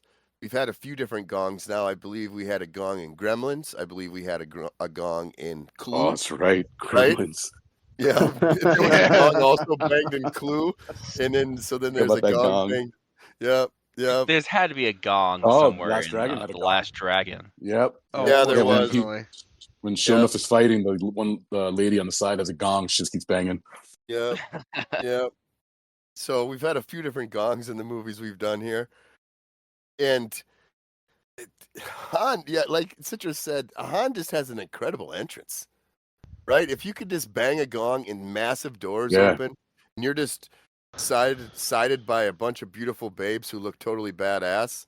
I mean, you're Like I pretty said, much living the like life. like we've established, he's very much style, no substance. Like Yep. he's got all these people around. Like we know they can't fight. Like the guard, we find out is a little more skilled, but still, it's just them. He's got like the 6 people can fight, and then like 60, 70 people just standing around.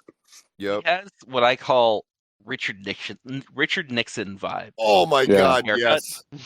And Yeah. his like I'm top dog, Yeah. big winning smile. I see it. They hate me. They hate Yep. me, buddy. They hate me. Yeah. Everybody hates me, buddy. Oh, Tricky Han. Nixon's nickname for his wife, like his pet name for his wife, was Buddy. Yeah. Yeah. Which is real weird. Hey, buddy. Yeah. We probably shouldn't quote much more Nixon. That's more off-putting than Yeah, right. On first glance, that seems fine. On second glance, that's very unsettling. Yeah, the more I think about that, the more I hate it. I can't imagine walking in, looking at my wife like, "Hey, buddy, what the fuck? They What did you won't have- say?" They won't have Nixon to kick around anymore. That's right. All right. Yeah, they get to the scene where Han then grabs apples just to show how badass his ladies are. The He weird starts apple throwing 'em- demonstration. Yep, he Yeah. starts throwing them in the air, and all his ladies pull out these little darts, or Yeah, right from Would you random call them spots. darts? Yeah, Yep. like dart. That's it's fair. And they just bullseye all these apples that Han throws in the air. Han looks horny as hell about it. He says, Yep. all right, ladies, Weird. time to leave. He heads out. Everybody is frozen still at this point. Dude, the sumo Still- guys are killing it, standing still. Yep. Until the doors are closed. As soon as the doors are closed, Yeah. we've already heard this before from Optimus. It says Oriental music in the oh god. Yep. It says that, and they all start up again. And it's just why the people start rolling on the floor, and Yeah, it's great. yep, everybody's back to partying again. Yeah. Who knows The- how long the this party one goes funny on. note here is that there's not a single word that is said while he's doing his little throwing knife demo with his personal guard. No Nope. explanation. He just gives a smile when they're done and they leave. Yep. Because in a martial arts movie, do you need to explain why there's a gang of ninjas with throwing stars just, showing their stuff? No, Never. it's- Why would never I- need to Because as you know, if you notice, like as they hit the apples, like it lands in like a fighter's hands, and they all kind of grab it, look at the apple, like knowingly, like look up, like okay, I get it. Like these Yeah. girls are not to be fucked with. They're your guard. Like You've made understood. your point. Yeah. Yeah, the guards look totally badass, obviously. And the next scene, we start to get to see how much of a pimp Williams really is here. Because Oh he man. is just a ladies' man. Yeah. He's listening to some tunes on a headset that's Oh, it's great. completely early 70s headset. Yep. A thick cord. Yep. Yeah. A full Yep. quarter-inch cable. Like, Yep. Yep. Yeah. And he is so into his tunes and his reading, he doesn't realize that this lady has brought in, what do we got, 6 gals here for him. And he Yep. goes, they're all for me, and he shakes the head. Also, I should note that Williams has spruced up his room a little bit. One with a poster of a fist, like the Black Power fist, Yep. on one wall. The other wall has a poster of Jimi Hendrix. Two Mm. things that I did see. Yeah, I really did. I thought that was a nice touch. Yeah, made himself at William- home. You think he brought the record player? Oh yeah, he definitely. oh did. yeah. Williams picks 4 ladies then. You and you. Yeah. And after he picks the 4 ladies, he then apologizes to the other ladies, Yeah. explaining it's been a long day and he's a He's- little bit yeah. tired and he can only manage to handle 4 women tonight. It's such a great line. I fucking love Williams. It's so good. He's like, if I didn't pick you, sorry. It's been a long day and I'm a little tired. Yeah, and then the Holy lady shit. says, "Oh, it's totally understandable, Mr. Williams. Yeah, you she's must great. conserve your strength." Yeah, I love her. She's awesome. So Yep. there's a She little was bit back of in. She's like, I know how to trivia. deal with these fighters. Yep. Anything else on Williams there? Go Yeah, ahead. there's a little bit of trivia about that scene. The reason that he picked 4 women was to signify his 4 AFC championships. Yeah, nice. Jim Kelly. All right. Jim Kelly. Yeah, fair enough. I am mad that I was on mute, so I couldn't boo that. Good job. Yeah. I thought the silence was perfect. Just let Terry sit in what he's done. Yeah. Sherry, edit this so that there's just a minute of silence. Yeah, I'll add in the clock ticking sound effect that I added in last time when I said the word heterochromia and you all froze for like 10 seconds. I wasn't. We weren't what we were talking about. I knew all I know that word from it is Max Scherzer. That's the only reason I know that word. Yeah, because of that fucker. But you can also, you probably got a bunch of laughs out there too, so you can just always, you probably just edit it in with a bunch of people laughing at how funny I'm gonna make a fake Stu God's laugh soundboard of you guys. Just laugh track is great. Yeah. I can't wait for the laugh track cut. Yeah. So Williams was listening to tunes and reading, right? And then picks out 4 ladies. The next room that the ladies get taken to is Lee's room. Bruce's room. Bruce looks like he's writing a letter in like a little den. His room is totally different vibe than what Williams' room was. Like just the colors of the wall. Yeah, very monkish. Everything. Yeah, it is. It's such a different look. And Bruce or Lee, excuse me, because he's just known as Lee in the movie. Lee says that he doesn't want any of the ladies that were brought to him. He wants the lady that shot the dart into the apple he caught at the party earlier. And the white lady the face when he makes the request.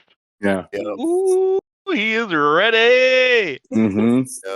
As the camera pans through the women who are ready for Lee's perusal, I didn't get a screen cap of it, but one of these women just looks fucking pissed to be there. Yeah, she does. Looks so mad. Yep. The one in the back a little bit. Yep. She's so angry. She was so angry that Williams didn't pick her. Yep. She didn't want to be stuck with Lee or the other guy. She's heard the rumors. Yeah. She wanted to have Williams for the night. Yeah. So, Tanya. Yeah, you finally caught that. Tanya is the white lady's name that's bringing all these gals around. So Tanya then says that she can probably accommodate that for Mr. Lee. Yep. The next room they go into is obviously the last guy in the trio of men that we've kind of been following around here, and that's Mr. Roper's room. And Roper is wearing... Oh, man.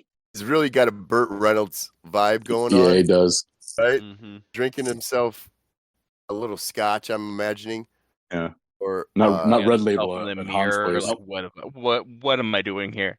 Yep. Yeah. Got a chest hair out. Oh, I love it.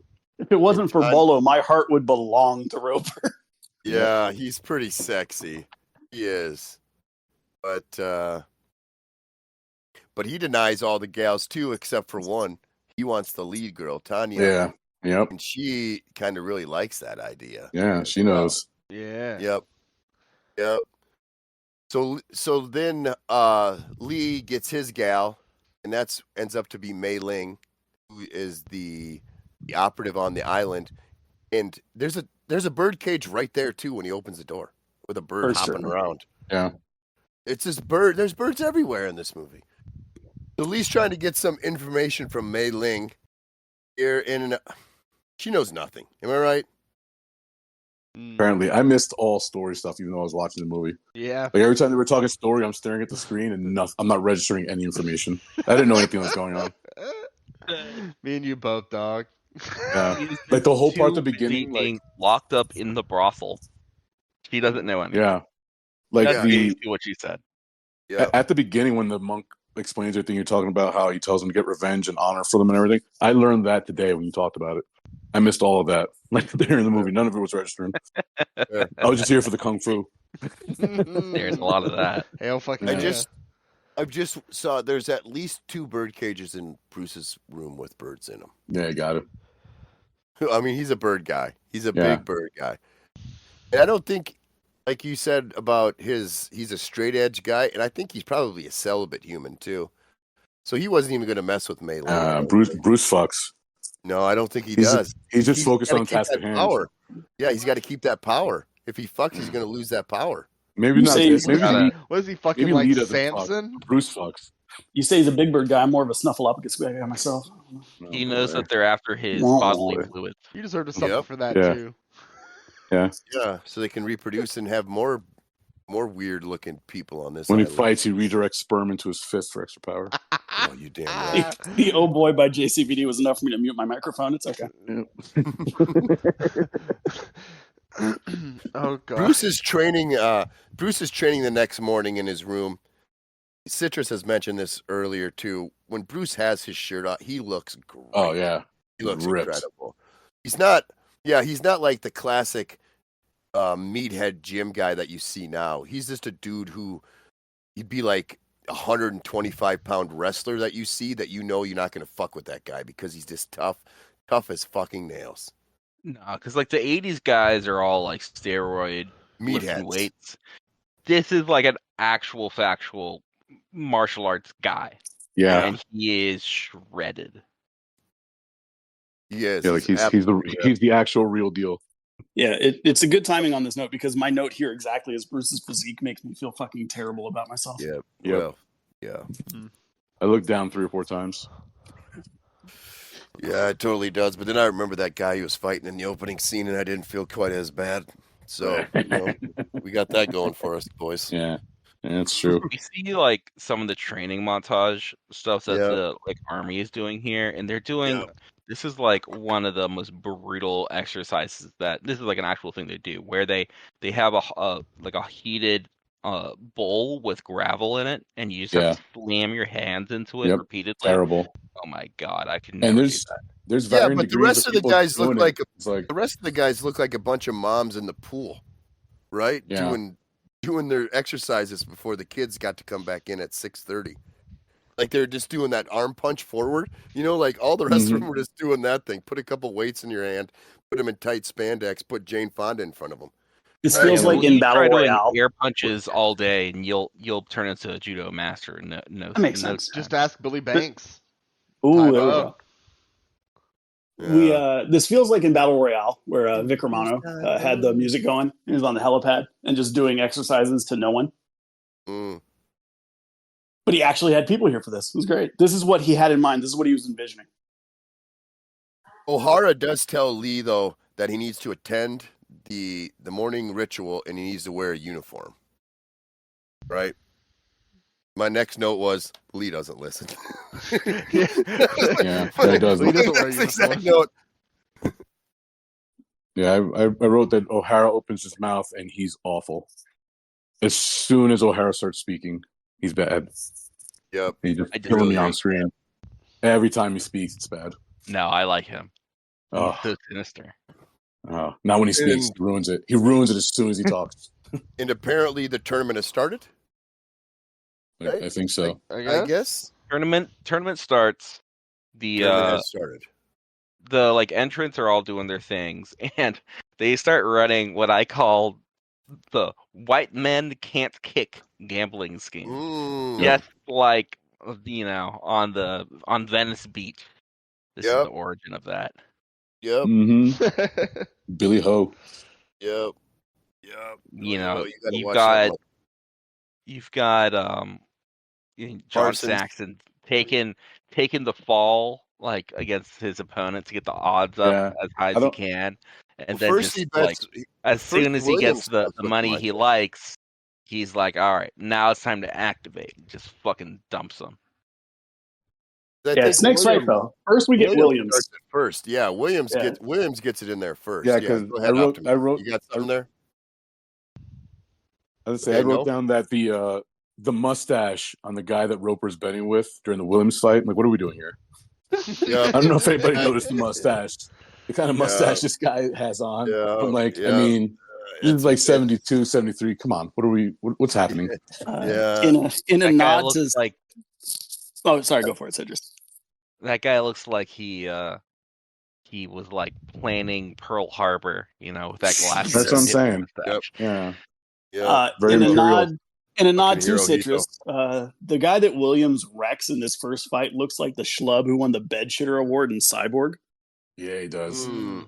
Oh, he just looks like a walk-on. He's Yep. bad. Yeah. Mm. Yeah. That, They had to get like 200 people wearing karate outfits. Not all of them knew what they They're were not doing. bringing their best. The extras aren't great because I noticed like when they pan the crowd here in the scene again, like I'm like some of these students are damn near 50. Like like some of these guys are really old out there. Young at heart. Yep. So he's just There you getting go. people. He just wants bodies. Yep. That first match. People to What's feed this the tournament bull. about? That's a great question. I don't know if that will ever be answered. The first match there was Parsons, who was that jerk from New Zealand. Not because he was from New Zealand, he was just a jerk, and he happened to be from New Zealand. On the boat, who was kicking the oranges and being a real meanie to all the people that worked on the boat. So he gets just stomped by Williams, and Williams is really good. I don't know what anybody thought about his style, but he was fast. I like Williams. Yeah, he was good. Yeah, he was really fast. He looked good. He played the part really well, I thought. Yeah. He able to do the fights good. Yeah, and Roper gets a little cash, like they said. He gets a little cash from Hirohito's son. Yeah. And I didn't agree with that, though. Damn it. And then Roper pulls a real rope-a-dope in his fight. Roper-dope. He just Roper dope. Nice. Yeah. Damn it, I didn't even think about that. He just keeps looking over until finally they'll bet. And then as soon as they bet, he just kicks ass. He doesn't look like he should be kicking ass because his hair is really gray. I like to the point when the guy starts finally telling Roper, like, all right, I'll bet now. Roper and Williams rather. And Williams is like, nope, not yet. Just tell he waves the guy off, and Roper's like, really? He's like, nope, not yet. He's like, he's got to make him go higher. Maybe I was wrong on this, but Roper falls down like 4 times, and then he kicks the other guy once. I'm like, did he still lose? What happened? No. We just cut the scene. I think he knocked him out. Yeah, there we go. I was like, what? Huh? I think this is Mortal Kombat. Yeah, as soon as you knock a guy down, though, then you got to get up, or you get a chance to get up. Chumbo. Thank you. I was going there. Good man. Yeah, Peter. Yeah, love a good top thumping. Yep. Shout out to that Peter Crouch podcast. I get knocked down and then I make a bet. He always says that to people. Well, hope you Chumbawamba. Yeah, come back stronger. I think it's brilliant. It's so brilliant. It's so funny when he says it too. Yeah, the guy that Parsons is fighting here is terrible. Let's be honest, right? He kind of looks like Chief from One Flew Over the Cuckoo's Nest a little bit.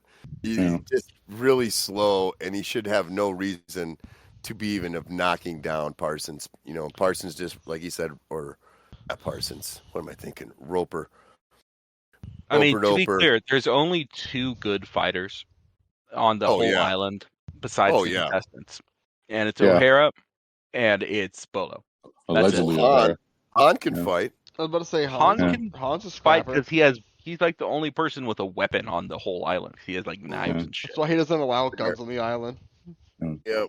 There's guns here. Much less try to kill him. Assassination. Why would you want guns? Having someone walk on your back is totally 20th century, right? Mm-hmm. People Absolutely. still walking on backs.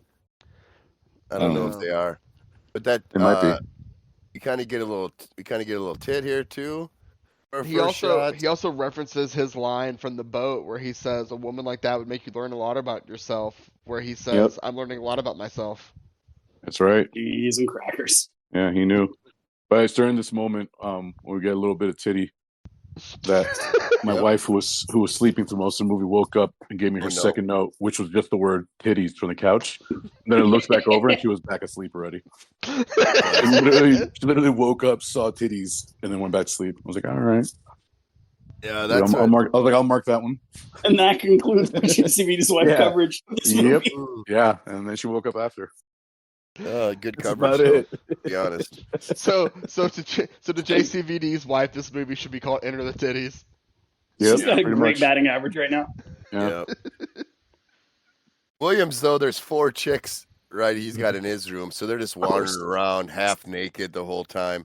Williams gets up with his boxers on and says, which I was a little disappointed because I'd like a moonlight stroll with your ass out.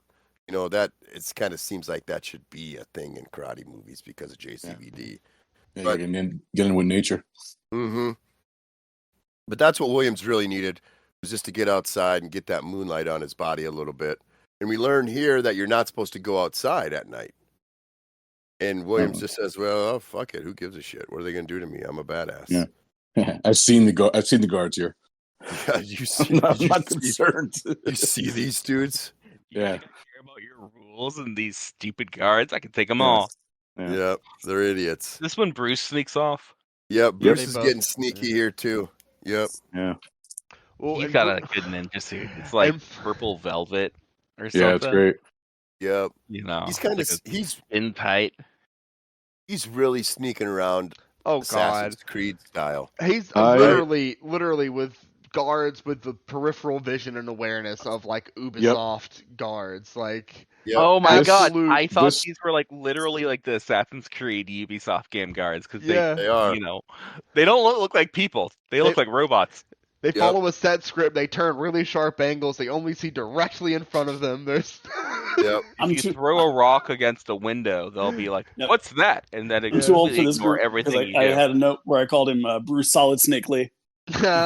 Nice. hit under a box. I like this first guard though that he sees is incredible because he's walking around with the nunchucks.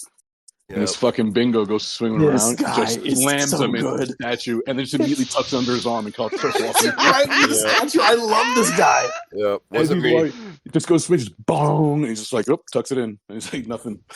Han Who would did kill that? him if he knew Yep. that he had fucked up Exactly. like that. That would be Yep. execution instantly. Yeah, he knows he Yep. chipped it a little bit. He's like, just gonna keep moving.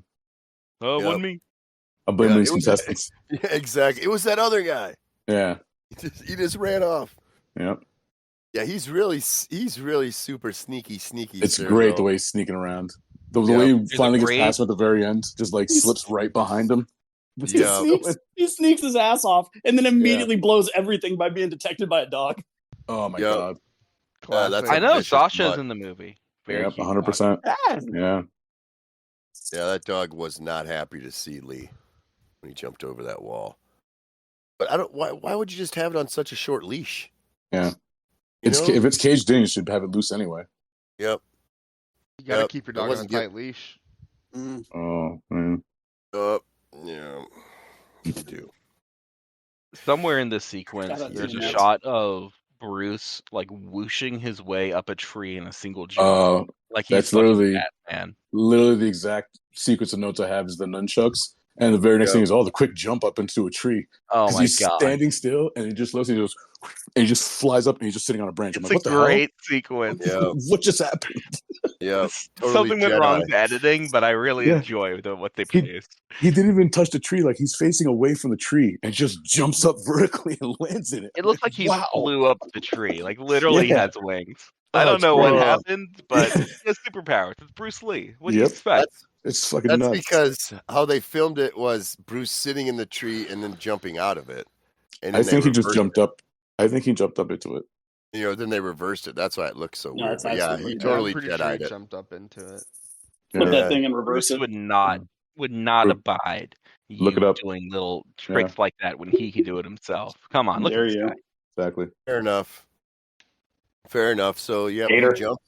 he jumps 25 feet into that tree. He gets away from Nunchuck Guard. Yeah, straight vertical. The best vertical ever. Just think what he would have did in the NBA. Oh, Yep. good lord, My God, he'd have been dunking from 3. He would have. man! Bruce Bruce Lee on Yeah. Ja Morant looks slow. Bruce Lee Yeah, on the he would. Showtime Lakers. Oh, Yep. Oh, Jesus. Yeah. Snake just came. Yeah, Yeah, just man. imagine. Aggressively. Kurt He finds Rambis, their though. like secret underground base, but then Yep. immediately gets caught. He doesn't have a great kind of plan here. I think No. it's mostly because he doesn't give a shit about the like CIA thing he's supposed to be doing. No, Citrus. He was sent because there he's with no really plan. just here to Yeah.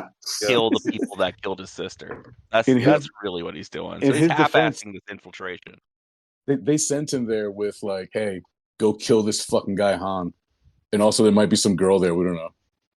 Like Yeah. he knows the information while the guy was That was sauced up it. on That's Red all he Label. got. Did you not see the map? He's below that line now. Yeah, He's Yeah. on his own. Yeah. out of our they jurisdiction. give him some Yeah. rope and a ninja suit. Sorry, sir. There's nothing I Yeah. can do. He's out of Yeah. our jurisdiction. The rest of the clothes you got to bring yourself. Sorry. Yep. Yeah, he gets down there and he finds that secret tunnel, that secret door. He gets down there. You see, he doesn't really have much of a plan ever, but he feels somebody grabbing on that rope, so he knows what to do. He comes flying up that rope as it's getting cut, and we're like, oh no, where's Bruce? Boom! Of course, he made it up to the top. Yeah, with a great punch, knocks a couple other guys out, and Bruce, like always, gets out of it, right? With nobody really knowing what happened, even though he screams as loud as he can every time he hits somebody in the face. Yeah. Yep. But nobody hears him. He doesn't quietly like knock people out. Like he punches them in the face 5 or 6 times and they fall down. And he screams like he's not exactly quiet. Really loud. Yeah. That scream that he gets, those wild eyes he gets too. Jesus. That's great. He cuts through them like a knife through butter. Yeah, these guys are no use. It's funny because the next day, Han is like out in the tournament and he's like, all right, we know one of you guys was sneaking around. Oh man, this scene. And he's like, it doesn't really matter which one of you did it. Oh, it doesn't. But I'm mentioning it right now. Who else could it be by process of elimination? Like, these guards couldn't tell that, first of all, this guy did not have a big afro, and he wasn't white. So, who could have snuck in? Oh, a mystery for the ages. Oh, no idea. Could have been anybody.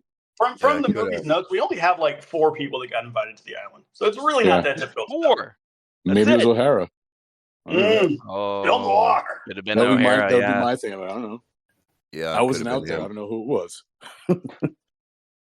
Yeah, Williams does see Bruce scurrying back into his room late though. Yep. Yeah. So at least somebody else knows. He knows. Yep. Han is pissed though. Like Cinder said, Han is totally pissed.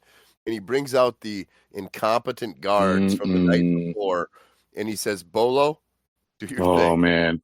So it's Bolo versus. Is there 4 or 5 of them here? 4 of them for sure. And Bolo just beats the shit out of all of them and kills every one of them. I have a note in all capitals.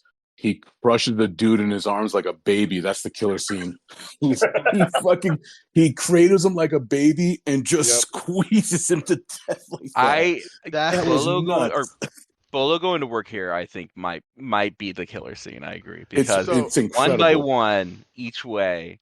It's like he knocks one guy out, and you're like, oh, cool, he's just gonna knock him out. No, he then goes and snaps his neck when he's knocked out. He's trying to rip his hair off. He like tries to rip his face off a guy. Yeah, he's got this crazy look on his face. Bolo does arrogance better than just about anybody. He does better. He does. I'm better than all of this. So good. This is a better performance than him in Bloodsport too, because he's actually doing like some martial arts in this movie, as opposed to Bloodsport, where he just like flexes his pecs. Mm-hmm. Oh, that's A+ though. So this was a very pivotal moment in my notes where, because earlier, as I stated, I didn't recognize Bolo earlier. Just wasn't paying enough attention, I guess, to like the individual characters. And so I see this dude, get called out, big ass dude, take his shirt off, and I have a series of notes where this big ass motherfucker flipping and then crunching this guy underfoot is my killer scene, lock it in. Then I called it Bolo shit, and then he yells out his name. He calls him Bolo, and I said, yo, it's actually fucking Bolo. And then I went to IMDb, had the revelation, freaked out. It was great. And then I took a screenshot of him crunching that guy up like a fucking baby. Oh, so good. It's so good. Unbelievable. Yeah. Unbelievable. Yeah, his fucking face is pulling the guy's head. Normally they do the the drop the spine onto the knee when it's at that point in the movie. Yep. But instead of dropping him down on the knee with like the spine cracker, he just is doing the slow bear hug crush. Yeah. Yep. Oh, I know. Just pure strength. Yep, the old boa constrictor. Bolo I've never seen a move like that. It's so Bolo great. Constrictor. Yeah. Yeah, he's unbelievable. And when he drops that dude after crushing him in the fetal position, he just has this look on his face, no sweat. Nope. He's not even sweating. He just kind of easy work, Yeah, that's breakfast on the river. Exactly. It's like I had to warm up before training today anyway. Yeah. Kill 4 guys. That's breakfast on the river. It's not the last people I'm going to kill today. I promise you. Get ready for this Also, tournament. we get some cool reaction shots after Bolo kills these 4 guys of everyone being like, "Oh my god, yeah, this is how it goes here on this island that I cannot get off of." Yeah, dude, did you know about this? Like, the other guard's talking. What is this tournament about? I don't know. The one thing we needed is a Mr. Ling, right? Remember him from Bloodsport? He was the kind of guy that gave you the exposition of what the tournament, the Kumite, was actually about, right? Mr. Ling. Oh, are you Frank Dux? No, it's Dukes. Okay, Dukes. You're Jackson, right? Yeah, you look like a Jackson. You know Did that you win guy. anything? I don't understand. Yeah, see, we need somebody to tell us. Yeah, we I don't need even somebody see to a trophy tell us. or anything. There's no like. Yeah, I like don't you see know. you see in other What's things the like, oh, here's a trophy you're playing for. You're playing for this championship or something like this. Is just like, oh, you're here to fight for your life. What? It's a tournament. Where's the bracket? You're here to get recruited for my drug empire. Spoiler. I need to know what we're fighting for because I just saw 4 people get killed. So. Yep, hit the sounder. I think this is what we're fighting for, right? Well, His life on the after line, their and everybody knows bodies get dragged out with like blood on their faces, it's time for Bruce to fight, which is very exciting because he has not gotten the tournament yet. Because you don't know what the bracket is. We have no idea. The bracket is whatever Han thinks it should be when he wakes up in the morning. The bracket and is this morning. Some random. It's all right. It is Bruce versus O'Hara, the person who essentially killed his sister. Yep, the first big matchup of the, right? Would we say the first big one-on-one of the movie? I would say. Yeah, this is where we've got some of the high seeds finally meeting each other in the bracket. Yep, and I think the funny thing is with Han is he's always just eating grapes when he's watching these fights too, with a weird like erotic look on his face as he's watching. And I believe he picks out O'Hara here because he just wants Lee to lose. And he's right. Okay, this is it. You're done. We're gonna pick out O'Hara. And he says to Mr. Williams after Williams, I guess, after those guys are killed, he's like, "Are you surprised, Mr. Williams?" And the one line I had written down was, "Yeah, at how sloppy your man's work is." I like that line out of Williams, which was like sloppy. Bolo killed all those guys with like 6 punches, and there was 4 dudes. You know, I mean, that wasn't really too sloppy. Yeah, O'Hara versus Lee here in the ultimate. Would it be a number 1 versus number 1? Or is this a number 1 versus number 2 matchup? What is it? It's March Madness. Bolo would be like top 2. Yeah, this is really poor seeding. Yeah. You know, Bruce is an unknown, so he might be the dark horse candidate that people are like, well, we don't know him. He's kind of like the 16th seed. Yeah, he's undefeated, but you don't know the conference, so he's number 10. Well, I mean, considering the people do we know, this is like the second to last match we actually see in the tournament, so I don't know what the seeding is. It's a great tournament. Yeah, well, I think Bolo's got to be the top seed. See you in 3 years. That's a good call. I'm imagining O'Hara Bolo, number 2. I think Bolo won the tournament 3 years before, and O'Hara won it like 12 or 15 years earlier than that, right?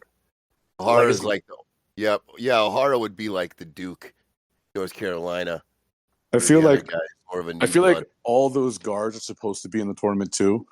Yeah. But what happens is that like as soon as fighters show up, Han realizes like, you know what, by default you're all eliminated because you all suck. So like we're just in the quarterfinals immediately. Oh, yep. The 16th seed and get blown up by UConn. Yeah. Yep. So we're just in the fucking quarterfinals. It's the contestants, Bolo and O'Hara. Well, I think what it is actually a lot of automatic buys. Well, I think everyone on the island is in a play-in tournament beforehand, and Bolo just wins it every time. Yeah. Like Bolo just automatic wins like the island tournament, and he gets to be their representative. Bolo's first round match was here. Kill these 4 dudes. Yeah. Fair. Those in between years, it's just Bolo just beating up on matching. That's it. It's just Bolo on Tuesday nights, just ripping throats out. Henchman. Yeah, just beating ass. Yeah. Put Bolo back in his cage. He's killed too many of our fucking guys. That's why he's doing shit like the fucking cradle. because he's like, I've killed so many people. Like I need to do like interesting things. Trying out new moves against jobbers. But dude, I thought about this one the other day. Check this out. I crushed him like a fucking baby. Bolo's Duke running up against Idaho Technical Institute. Yeah. Before he ran out there, he ran up to the guy in the Hitler stash. It was like 20-1 since I crush a guy like a baby. Roper's like, give me that action. Yeah. He's taking out prop bets. Roper definitely loses that one for sure. I just lost 20 grand to Bolo. Roper's the first guy that was betting on Gatorade colors coming from the Gatorade bath. Damn right he was. Give me the action. I need the action. Yeah. I'm so behind on my mortgage. Bolo's kind of like if you remember Mongo from Blazing Saddles. It's that big bastard that gets brought in to beat everybody's face in. Yeah. Right? Oh shit, it's Mongo. Yeah. Exactly Oh what he is. shit, it's Bolo. When you see Bolo cruising to town, you better go and lock the doors. Oh man. So it's Bruce versus O'Hara. Yeah, we better get back to this. Yep. I think that it's a little confusing how this is set up because there's no explanation for how this tournament works. O'Hara introduces basically himself Bruce with a is piece just of wood. nailing him in the jaw like 3 times in a row, and then they reset, and then he goes back to work. O'Hara can't touch him because he's Bruce. Yeah, of course. But I don't fully understand how this is supposed to work because Bruce is here to kill this guy, right? He like swore revenge, but he's not really doing it. That's because to begin with here, O'Hara comes out and lays his dick out on Bruce by taking that piece of wood and smashing it right in Bruce's face. And that's this line's great. Yes, and Bruce looks at him just cold-faced and said, "Boards don't hit back." Yeah, boards don't hit back. Yes, and it's a fucking cold-ass line. And that's great line. Love it. Yeah. And then after that, he basically shows O'Hara that I'm not a fucking board, brother. Yeah. I'm as soon as you your ass. Like you may scare the people. Like I am not impressed. Like I break people's faces. Yep.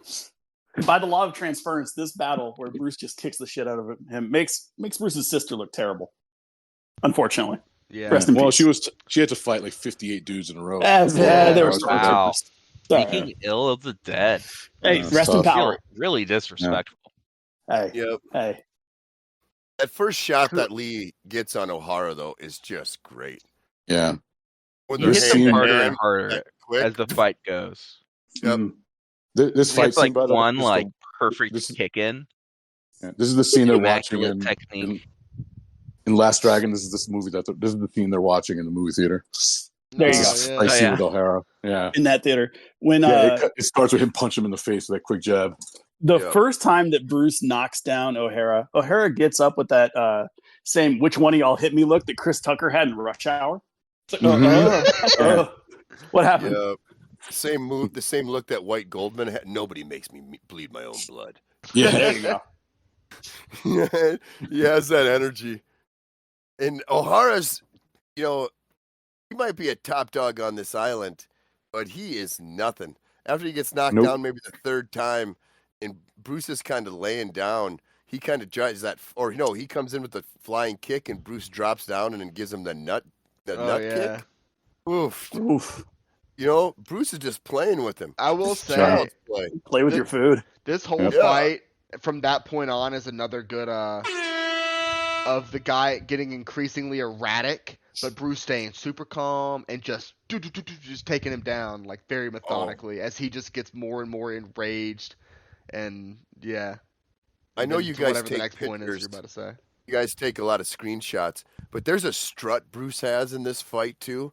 I don't know. It's like closer to the end of the battle here, where he's kind of just doing a little strut to get ready to kick him again.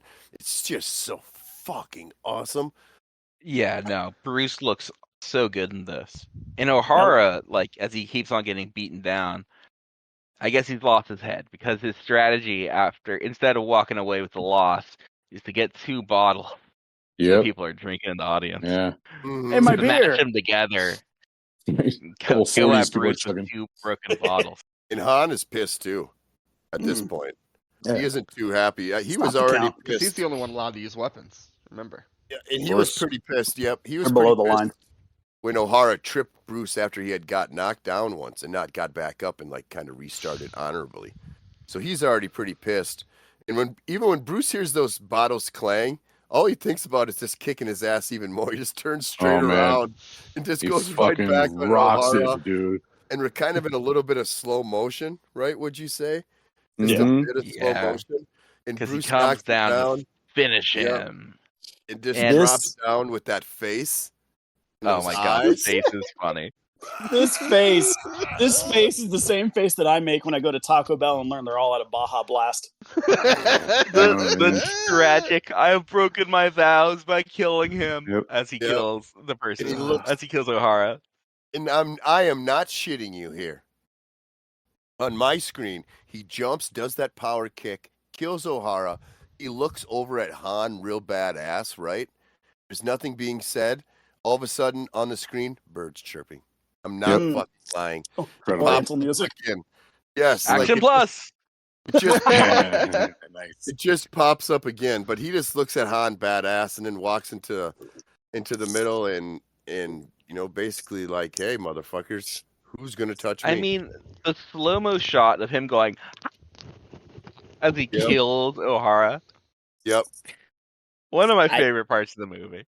Yep. It's literally It's a so finisher goofy. in one of the Mortal Kombat games. It's literally a finisher for Liu Kang that you can Nice. do to people. Is that double stomp? Discovered Mortal Kombat is literally this movie. It's so good. I just like it as I'm watching it. It's so great. All these fucking things.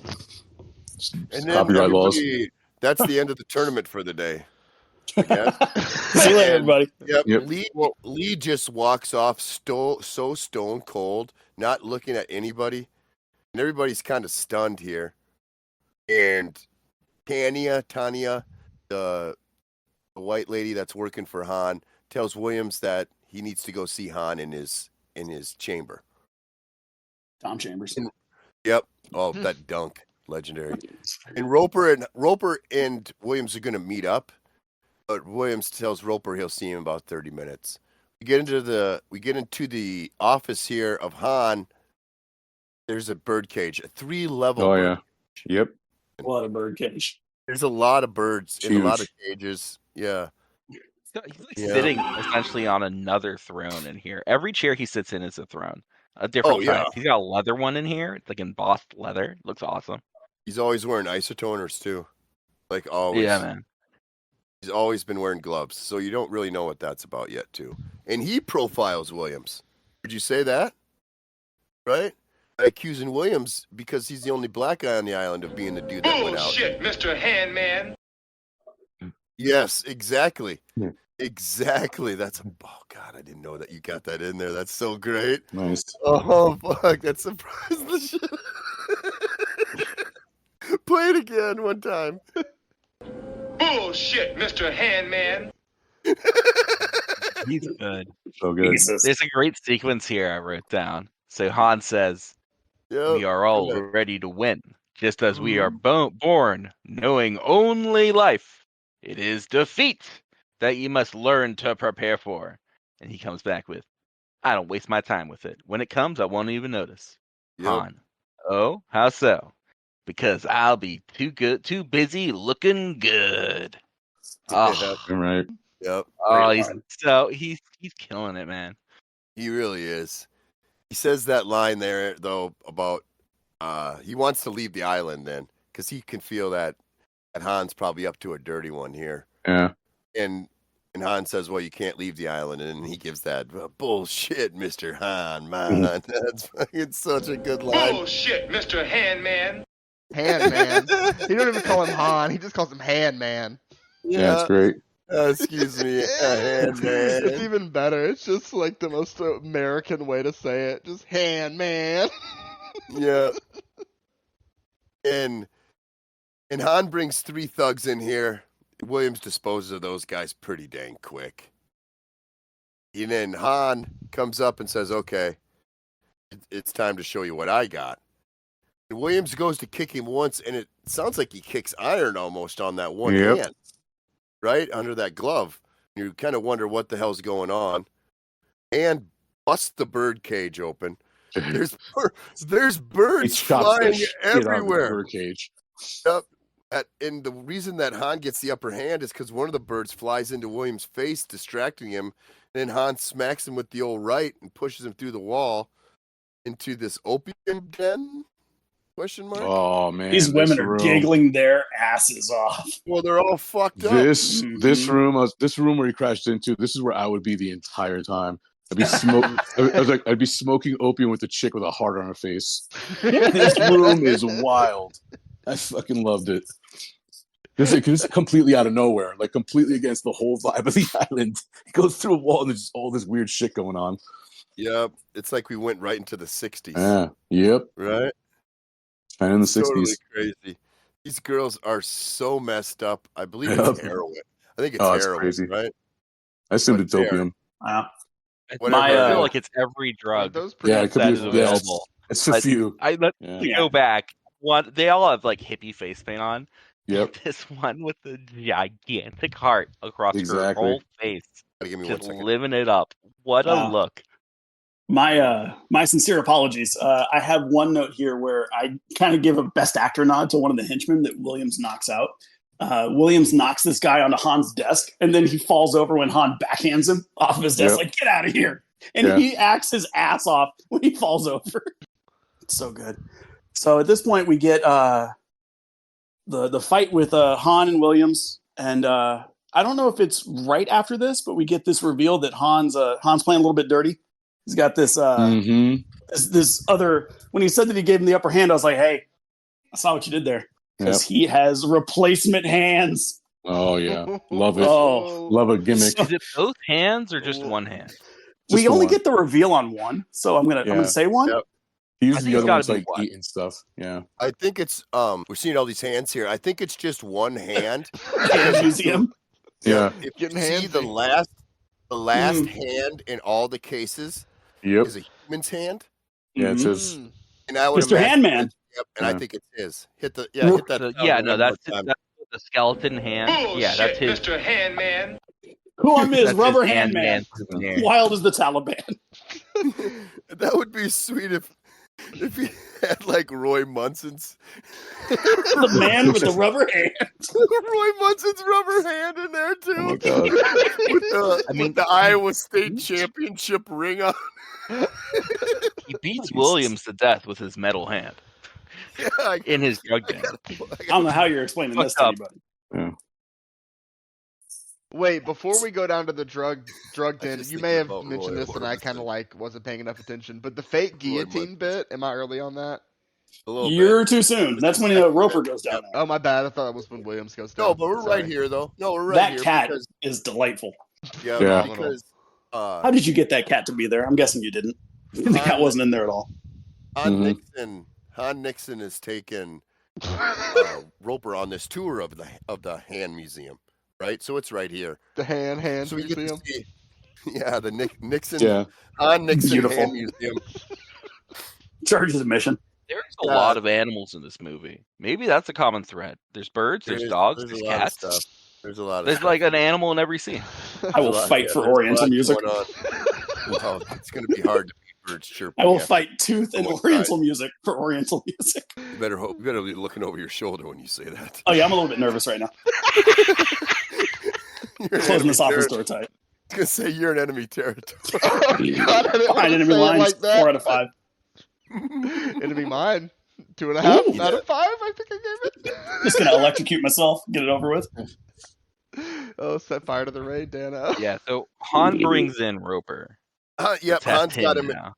Yeah, Han's got Roper in the tour, right? The grand tour of the fortress here. Yeah, and he shows him the hand museum, right? His museum of artifacts and weaponry of the ages, correct? He kind of says too, and then at the end is all these different crazy hands, and he has this cool looking.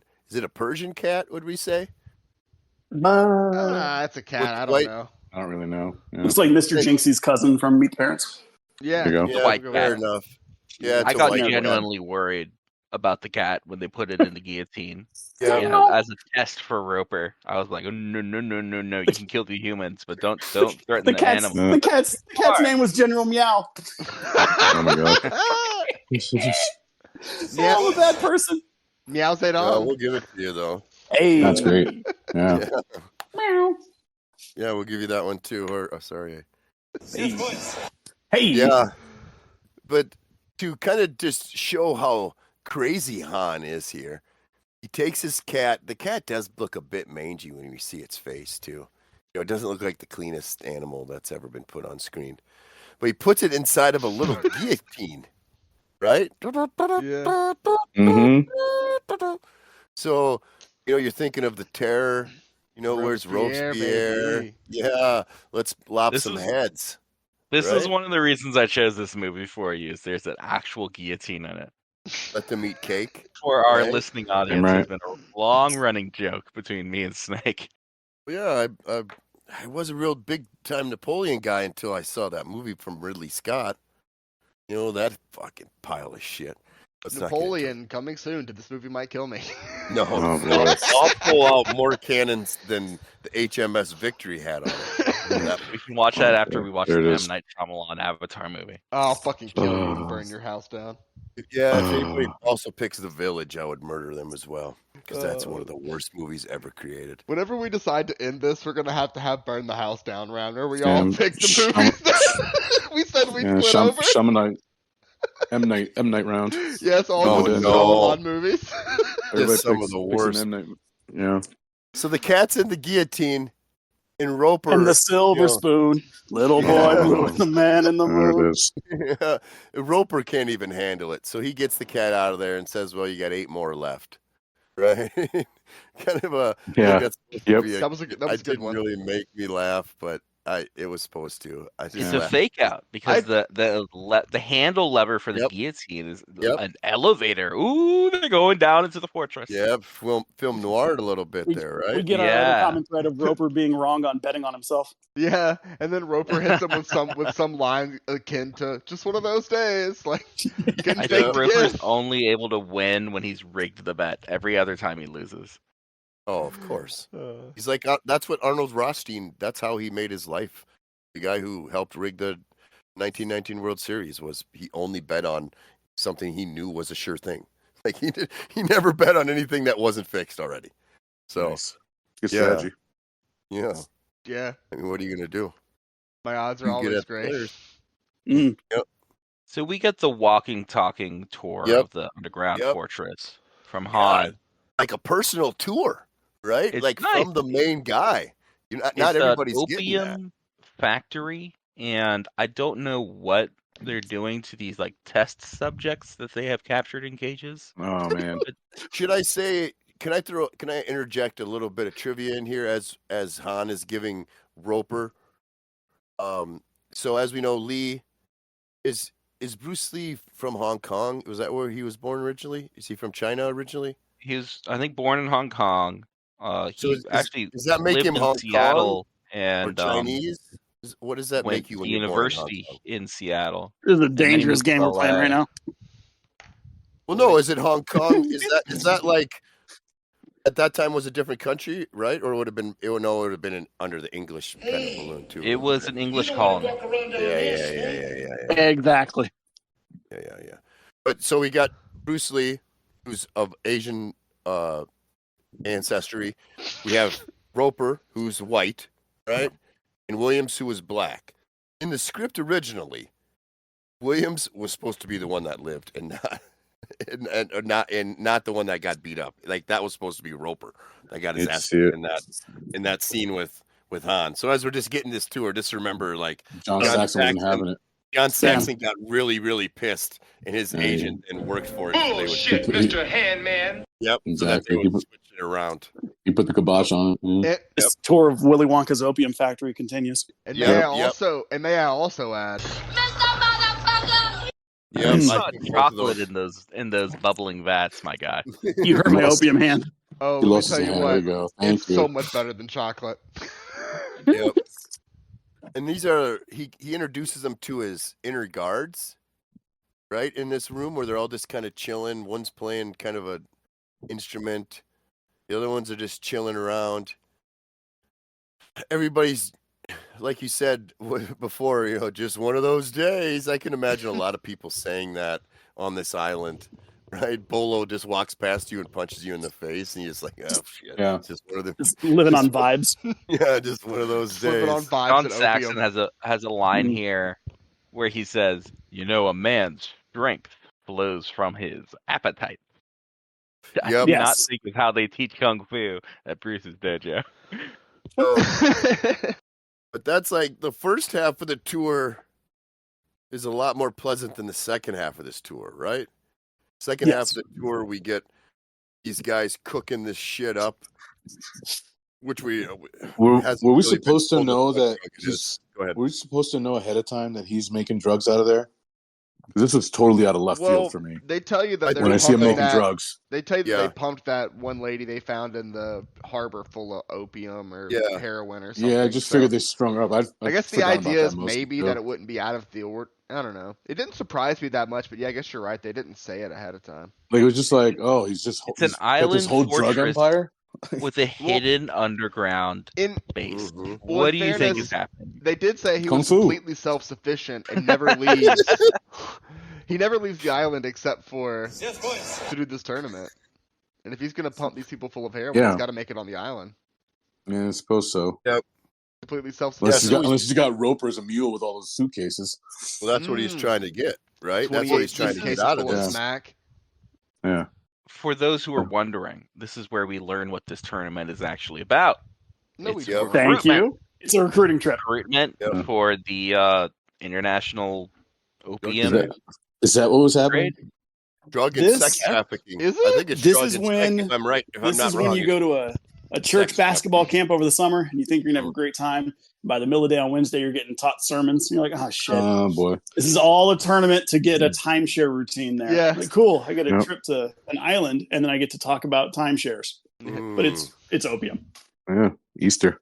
You just got to go Opium to all the way one down. meeting. It'll only last a couple hours. No big deal. There's no pressure for you to sign anything. Yeah, just go to one meeting, see if you like it. Then you get to enjoy 4 days in Vail, Colorado. Yeah. Next thing you know, you have a heart paint on your face.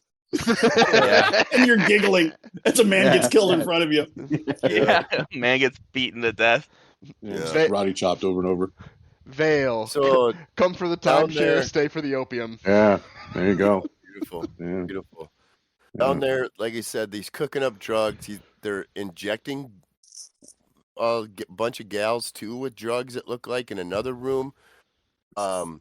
Roper is kind of really catching what's being put down here, and I think Han kind of singled him out as the weakest link of the three. Well, right, the guy that has all the troubles in his past, and Han can give him the money to get himself straight and kind of do what he needs to do.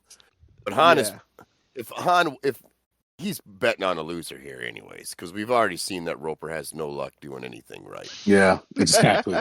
Roper's getting caught immediately at the border. Yeah. See Roper like on Locked Up Abroad. Yep.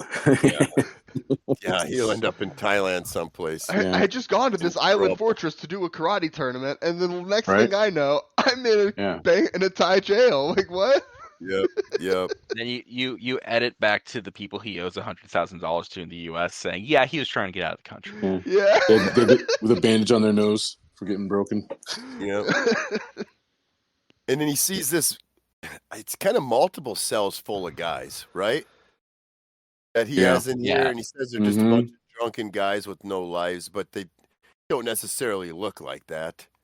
I mean, they don't have lives anymore. He's right. Yeah, I mean, they seem like he says that, but like, yeah, they seem like they're fucked up now, but that's because you keep shooting them up.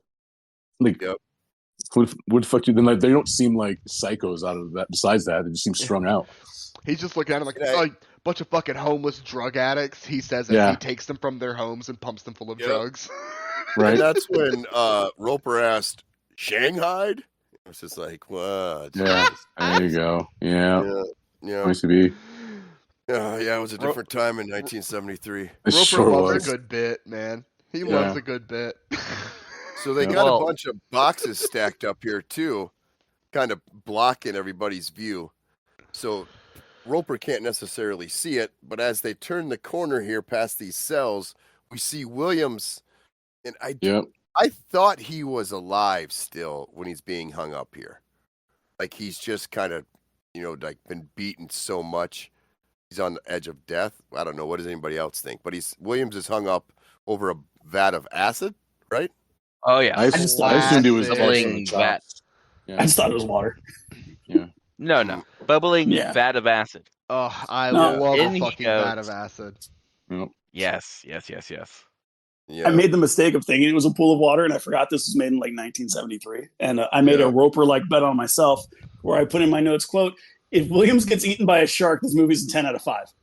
He did not get eaten by a shark. Yeah. If Spoilers. a massive shark would have jumped up and ate him, Out of that tiny John little fucking tub. Saxon is so distraught by his buddy Williams being dead in a vat of acid. He is ready to tear his own eyes out. He's so sad. Now, he ain't happy about it. Did they check afterwards to make sure it wasn't a fake vat of acid? Facid. I've heard that's the thing people do. Vat of fake acid? Are you dying of dementia? Not in a villain in 1973 with an underground lair isn't faking acid. I'll tell you that. Yeah, right. but maybe Williams. That's what I'm saying. Maybe Williams switched it out with a fake vat of acid, knowing he could get away this way. Oh, prior. More facid. What Williams knew it was going to happen, so he switched out the vat of acid with a fake vat of acid. No, see, he read the before script. He thought it was Roper that was going to be in the acid, so he was fine with it. Oh, that's fair enough. So he didn't. Oh, yeah, he didn't. Script noir. He didn't switch it out because he read the script. He was watching Roper get dropped into the acid originally. So he nixed the plan to switch the acid, and then. Yeah. Richard Nixon. Those are the brave. There you go. Han Nixon. Yeah, Han Nixon. What a fucking evil bastard. Anyway, he drops him into the acid. Yep, and he's looking around, and everybody is like, well, what are you going to do here? Are you going to join us? Are you going to, you can't really say no, because of the implication. Yeah, absolute implication. 20 miles off the shore. Yeah, exactly. I've got you in this place offshore, you know what I mean? in the basement, next to a vat of acid. You're not going to hurt these martial artists, are you, Han? Are these women in danger? He's now a member. Yeah. Yeah, but still, Roper does say no. Balls. Yeah, we know that it's probably not going to end up good for Roper now. I mean, he could use the money. He Roper's betting on himself right now. Oh no! Yep, which usually you is a pretty losing bet. You gotta say yes, get the money up front, and then run for it anyway. Yeah, go give it to the Channel 4 news team. Yeah. So kind of like what Steve Miller said. Steve Miller band, take the money and run. There you exactly. go. Lee's there the to money kill and him anyway. swim. You know, you bet on the 80-1 that Lee kills this guy anyway. Thanks. Yeah, it's not Kevin Costner with gills. He ain't gonna swim one last very bet far. for Roper. One last job. Yeah. One Son last of a lousy bitch. bet. I'm in. Yep. Yeah. One last parlay for Rope. It's just crazy enough to work, Yep. I love that. That's such a good line that gets pulled out in those movies. Yeah. It's so crazy, it just might work. Exactly. You need it. That's, You have to have that's that how Roper line. did everything. Oh man. I aspire to one day have a plan that's so crazy it just might work. Yeah, if only. Yep. I think that's this podcast. Yeah, Anywho. Well, Lee I is said out it might sneaking work. again, right? Yeah, Yeah. it could work. Lee is out sneaking again. We see him. And obviously obviously they knew that Lee had been here before, the last time that he had broken out. So they place a cobra underneath one of these plants. Oh, boy. Marion Formula. Hell yeah. Sorry, I had a little something in my throat there. So yeah, we have I got choked up a about cobra Marion. here. Think about Yeah, that, I mate. did. I'm Yeah, a cool I was thinking about that meat. And Bruce just puts his hand in a bag. It grabs that cobra like a badass, right? And it looked real because when he was shoving that thing down there, like it was wrapping around his arm. So I kind of was assuming that fucking was real. And I think actually, if I did scan something, it said it was real, and all the venom pockets were taken out. I think you can do that. Remove those. Yeah. Yeah, they can take the Venom. sacks out. Yeah, whatever they're called. So, It's a real ass snake, and Bruce just bare hands it. yeah. Who tames snakes better, Bruce in this scene or JCVD in Hard Target? Same note too. When he holds it up and JCVD he punches out the snake. Would have KO'd that snake. I've got a third option. Ernest in Ernest Saves Christmas. Oh boy, that man knows how to handle a snake. That's damn true. Right, he does. Ernest, It's really a one man race here. gonna Ernest say. and Brownface Bruce would have turned a snake. all the way Bruce ahead of it. all Yes, he alone up would've. front. Yes. Oh, I thought you meant Ernest. Ernest has charmed his fair share of snakes. Let's just get that right. Yeah. With rubber so chickens. Bruce finally gets down into this lair, right? The last time he had only got down to the top steps before he had Got to that scurry rope cut. back out of there. Yep. So he has never really even been down here, so he doesn't necessarily know the lay of the land. We get another really cool shadow kill or shadow fight thing there with Bruce around the corner with that first guy he knocks down. I think that's a couple times where they've worked. I think that those are some cooler shots, even though we're not necessarily people who know that stuff. But there's a couple cool shadow scenes in this movie. And Bruce comes past the girls that are all drugged up, and the one girl says she's 17. It's like easy R. Kelly. Hey, who does this woman think she is? Kate Bosworth in Life on the Line? No chance in hell she's 17. Man. Get out of here. Yeah, and that other Life girl on the line, and everybody knows it. Thank you. other girl next to her is just totally comatose on her feet. Right, just looking like a member of Manson's troop, terribly drugged out. Bruce gets to what looks to be a command post. Oh, right. And he's wondering, what can I do here to get past these guys? Hackerman. Yep, and he remembers he's got a cobra in his back. Yeah. Bruce got a cobra in his backpack that he takes out, slaps on the head, right, to get it all pissed off, and slips it into the command post. This Kodo the Ferret Memorial Comms Room guy, he is amazing. He's like, and then he uses a chair and knocks out the front window and jumps out. It's a great move. Yeah. Oh, he's so good. It's not only that, that's his he has to go there every day. That's his work spot, and he's like, fuck this, I don't care. I'm breaking this and getting away from this cobra. Yep, I love that move. I hate a snake. In real life, I absolutely despise snakes. Oh, snake hates snakes. Little snake on snake crime. I do. They terrify me. The radio that the CIA guy told him to try and get to call him back up. Kind of the command post of the bunker. Right? The radio they heard was there. They weren't even sure it was there. Immediately sets off an alarm. Just, like, thank you, CIA guys. This is like totally fucked me. Such as I literally the same thought I have. Lee hits a button and all hell breaks loose. Like that's all that happens. He touched one thing and everything goes off. All of a sudden there's an alarm and everything. Luckily, Bruce is a snake charmer with his feet, and also he knows Morse code, so everything is okay. Morse chestnut code. Yeah. Morse code. Morse. Morse code. He knows it all. So he gets the message across the airwaves and jumps out that window. And also another lucky thing for all of us is that Bruce's shirt immediately rips. Oh, yes, it does. We know that mother ain't gonna last for long. And as soon as he jumps out that window, somebody's there to try to slug him. I thought that was pretty funny. It's like immediately the guy's just waiting to slug him one. Yeah. Bruce just knocks him. But Bruce is, he sees the rip and feels he's like, I might as well just pop this off. Yep. Right? Well, like in Cyborg, when the shirts are coming off late in the movie, you know the tire's about to hit the road because we are off to the races. He's going to fight every single one of these, like, 15-year-old karate students on this island. Yeah. It's really good. Don't forget their 45-year-old fathers that are also training there. Yeah. He's going to do it in slow motion, too, so you can... Yes, he does. You can see that he actually doesn't hit him, really. Yeah, but I put Lee looks the shit when he's all sweaty in slow motion. It looks great.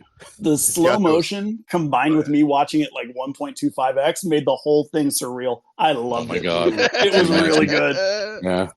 He's got those crazy eyes, right? He just gets that. He just gets into it. Yeah. And he's screaming.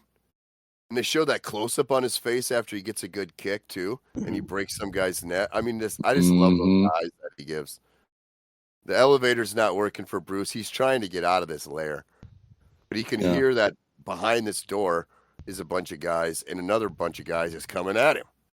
right? Which, So by the what do way, you gotta do?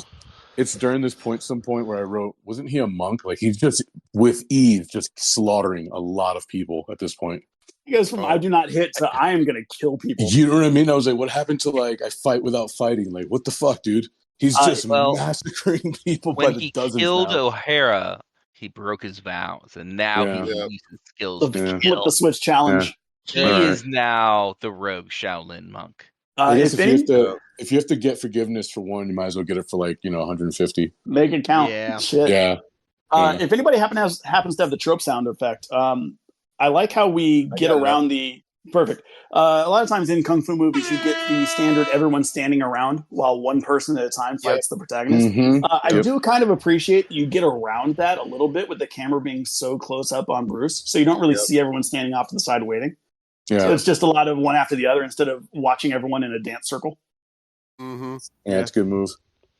Yeah, it doesn't look as bad as some of the newer, or not newer movies, but movies that came after this. Some of the movies that don't do it as well, yeah. But there's a lot of guys. Like a whole arsenal of weapons here too. He has double yes, stick. he does. He has single stick. He gets my favorite is when he grabs a nunchuck off a guy who couldn't use it right, and it's a statue. As you do whenever you pick up a nunchuck, you have to flip it around for 30 seconds just to show people you know what you're doing. Oh hell yeah! The other guy pulls the Indiana Jones move and just rushing him instead. It's like, fuck it. Yes. I can't do anything about that, so let's just do this instead. It's what I would do.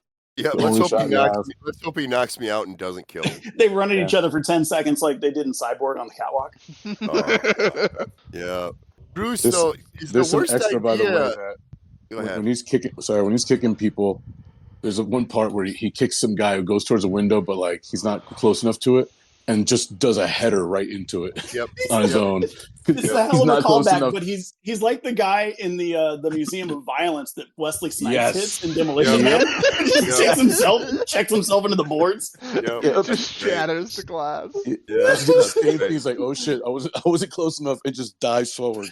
So good. He just goes all in. Yeah. I was gonna say, one thing especially I was gonna say here is the worst thing you can do is bring a weapon like this to a fight with Bruce.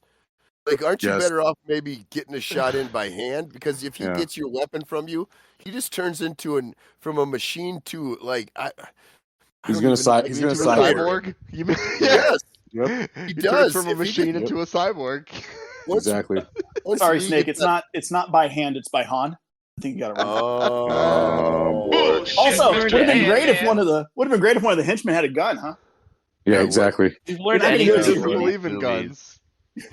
I feel like Lee would just take it you from should never bring a weapon to a kung fu fight because your weapon will be immediately taken from you and then used to kill you.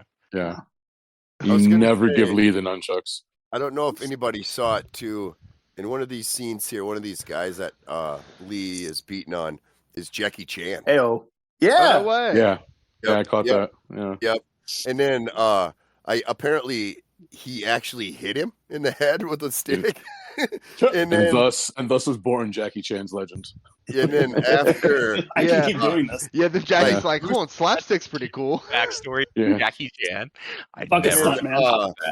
Bruce was he was just felt absolutely terrible about it and promised Jackie then a role in every single one of his movies that he ever did for the rest of his life. What a film noir. He immediately dies. Yep. Damn it. R.I.P. to the legend Bruce. There goes the gravy train. A little Stugatz in everybody. Yeah. A witness to this story. Are we sure Jackie didn't make this up? He said he was going to give me royalties from every movie. Yeah, he told this story to Bruce Lee's manager at Bruce's funeral. He was like, "Hey, look, he told me he was going to put me in every single movie, every rest of the time." Best we can do is run the rocks. Another cool best we can do is Shanghai Noon. Another cool trivia that I remember off my head here. The script had nothing in the fight scenes except will be choreographed by Jackie Chan or by Bruce Lee. That's what the fight scene. It would have all the dialogue, and then as soon as the fight scene came up on the page, it just said will be choreographed by. They did the same thing in Blue Chips where they said basketball. Yeah, probably. Yeah, exactly.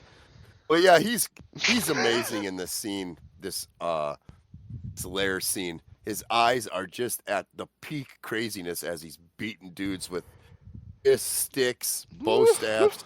Yeah, I could watch shit like this. Like I love these Bruce Lee scenes where it's just him against like a mob of dudes, and he just takes them all out. It's always great. And he's like slowly walking to get in the middle of all of them. You know, like with those crazy eyes, just waiting for one of them to make the first move. Like he's never making the first move. He's just so cool. I'm not down here with you. You're down here with me. Yep. Exactly. Yep. Yeah. Yeah, like you said, that one dude just says, "Fuck it, I'm just gonna run at you. Hope you knock me out and I don't die." Yep. Yeah, it's a great move. Yeah, it's a great move. I would just run away from him. Any glancing blow, I'm flying to the side and acting like he killed me. Yep, and just laying there. Selling the fuck out of those hits. Exactly. Yep. Like the fat guy in the Shaolin dojo. I'm Karl Malone. You touch me when I'm flying. Covering my eyes with one hand and just, like peeking out between a fingers. The guy that falls into the water for 3 seconds has a 5-second scream. Yep. Exactly. Yeah, another guy falls into the acid. That might be, I don't know. Nah, I don't know. In the end, Bruce is not defeated by like any of these goons down here. Nope. It's the metal door is sliding down from the ceiling, trapping him. He can't punch his way through a metal door, apparently. No, he's not. I'm pretty sure John Claude could, but the nunchucks around the neck is a power move. Yeah, he's a little tired. He can't push through the wall right now. And then Han is dressed like Count Dracula. Yes, he is. Kung Fu Theater. Yeah, Dracula's Kung Fu Theater. Dracula. This is Dracula's one of all-time. More free ads for Drac. Shout out to Dracula's Kung Fu Theater. It's not worth it, but it's funny. He's funny to follow. Yeah, but Han there is dressed like a Dracula, I thought. And we get to Braithwaite dead asleep, being woke up by his morning tea, right? Old chap. Definitely Englishman. Morning. Yep. And he gets his 2 sugars in his tea if you watch carefully.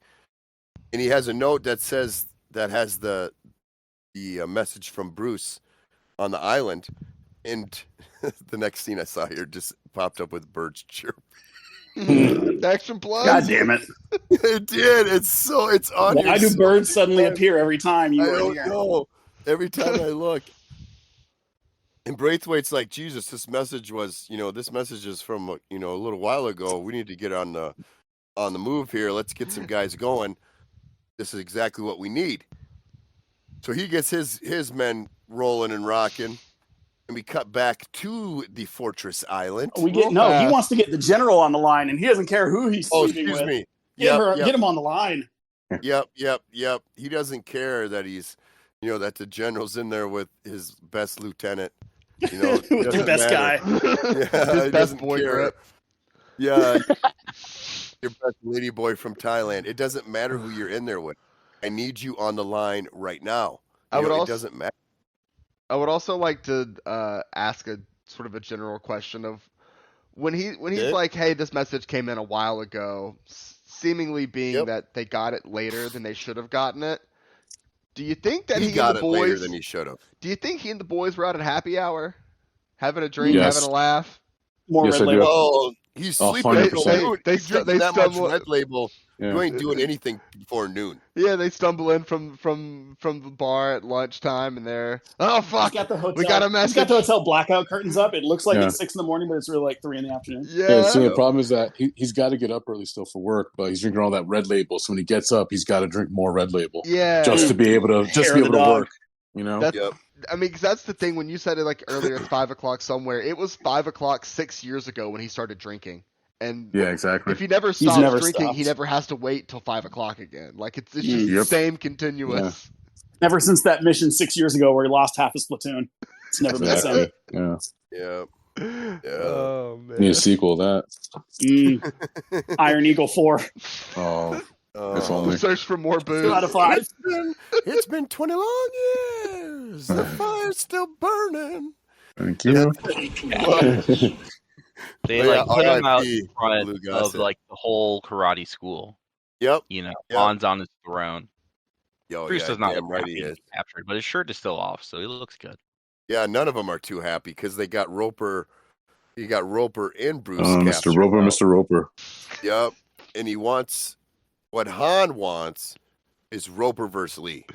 That's what he wants. Mm-hmm. And Roper says, up your nose with a rubber hose. I will not fight my guy. With a rope. There is a point.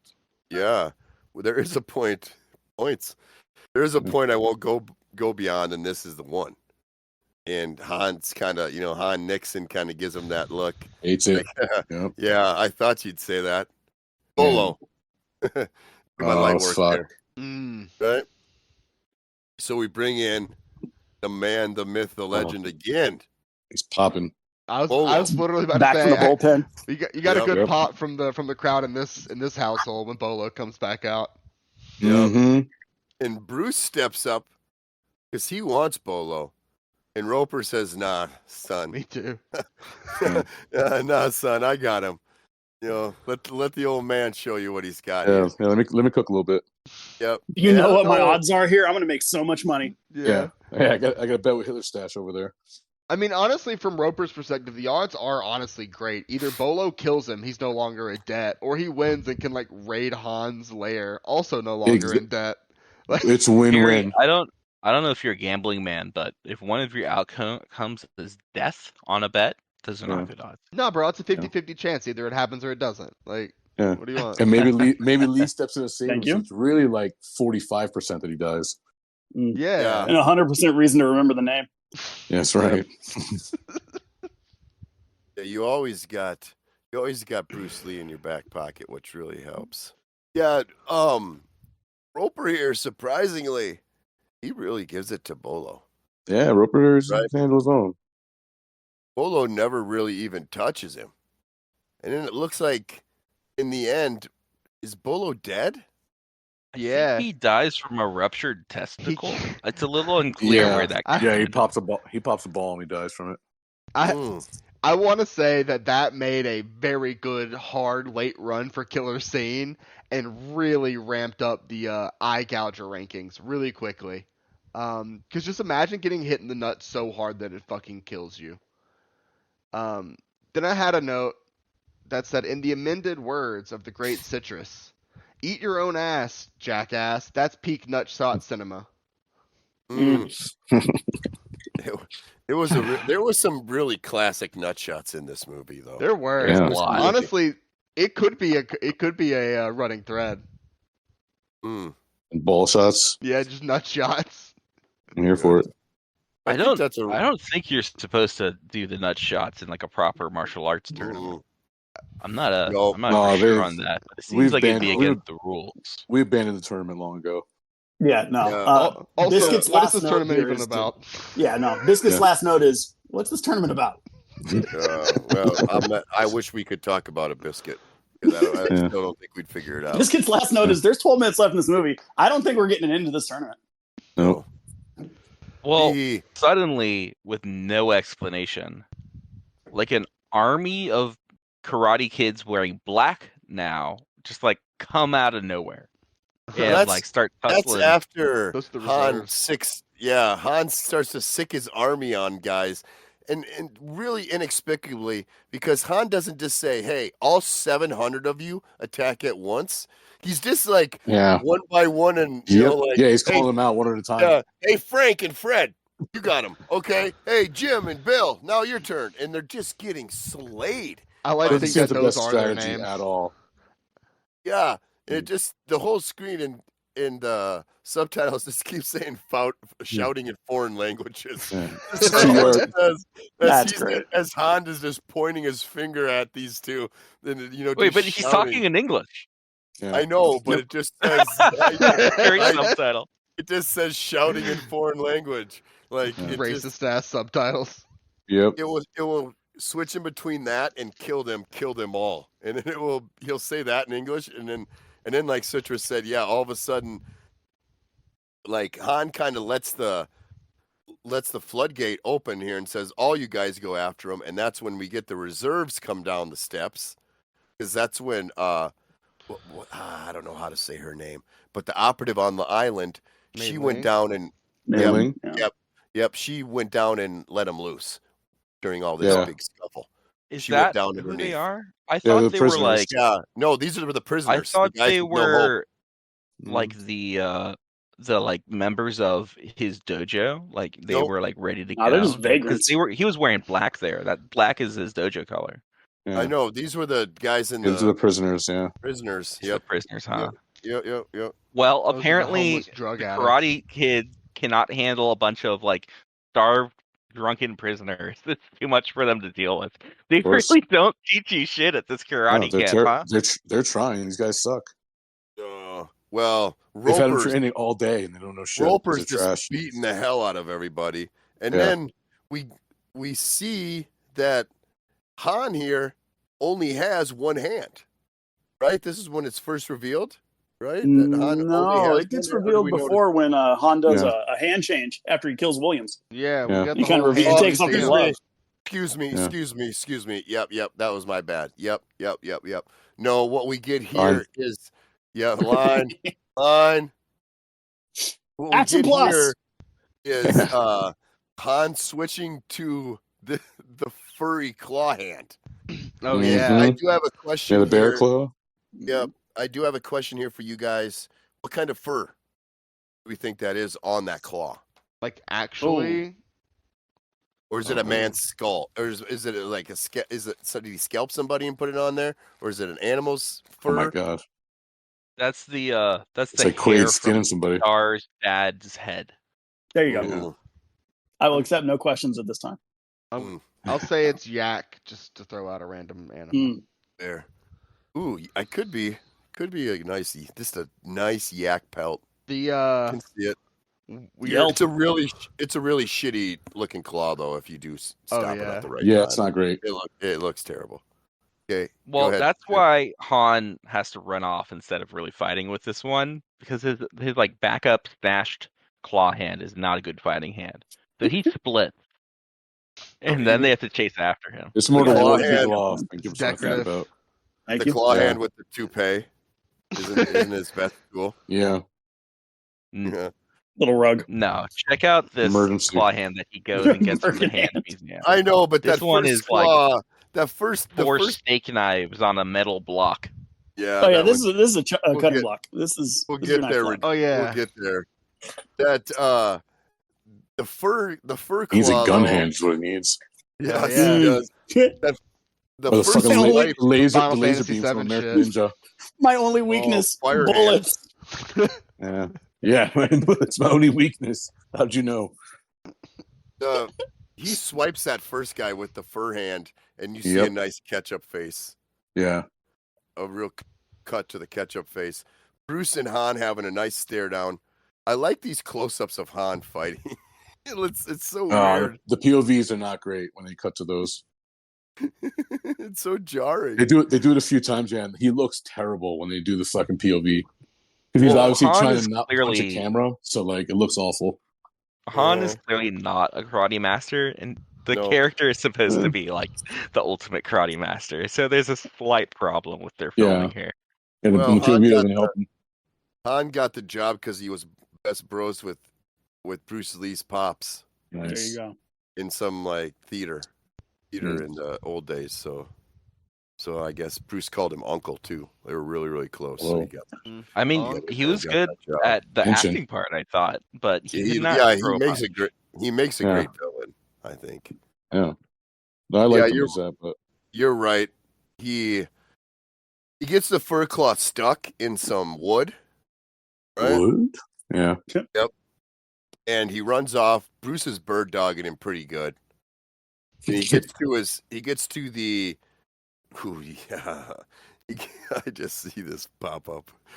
He gets to his temple or his shrine of all these ancient weapons where he has all his hands, and he gets the Wolverine hand out, right? Yeah. Should I That's call what I you? thought of.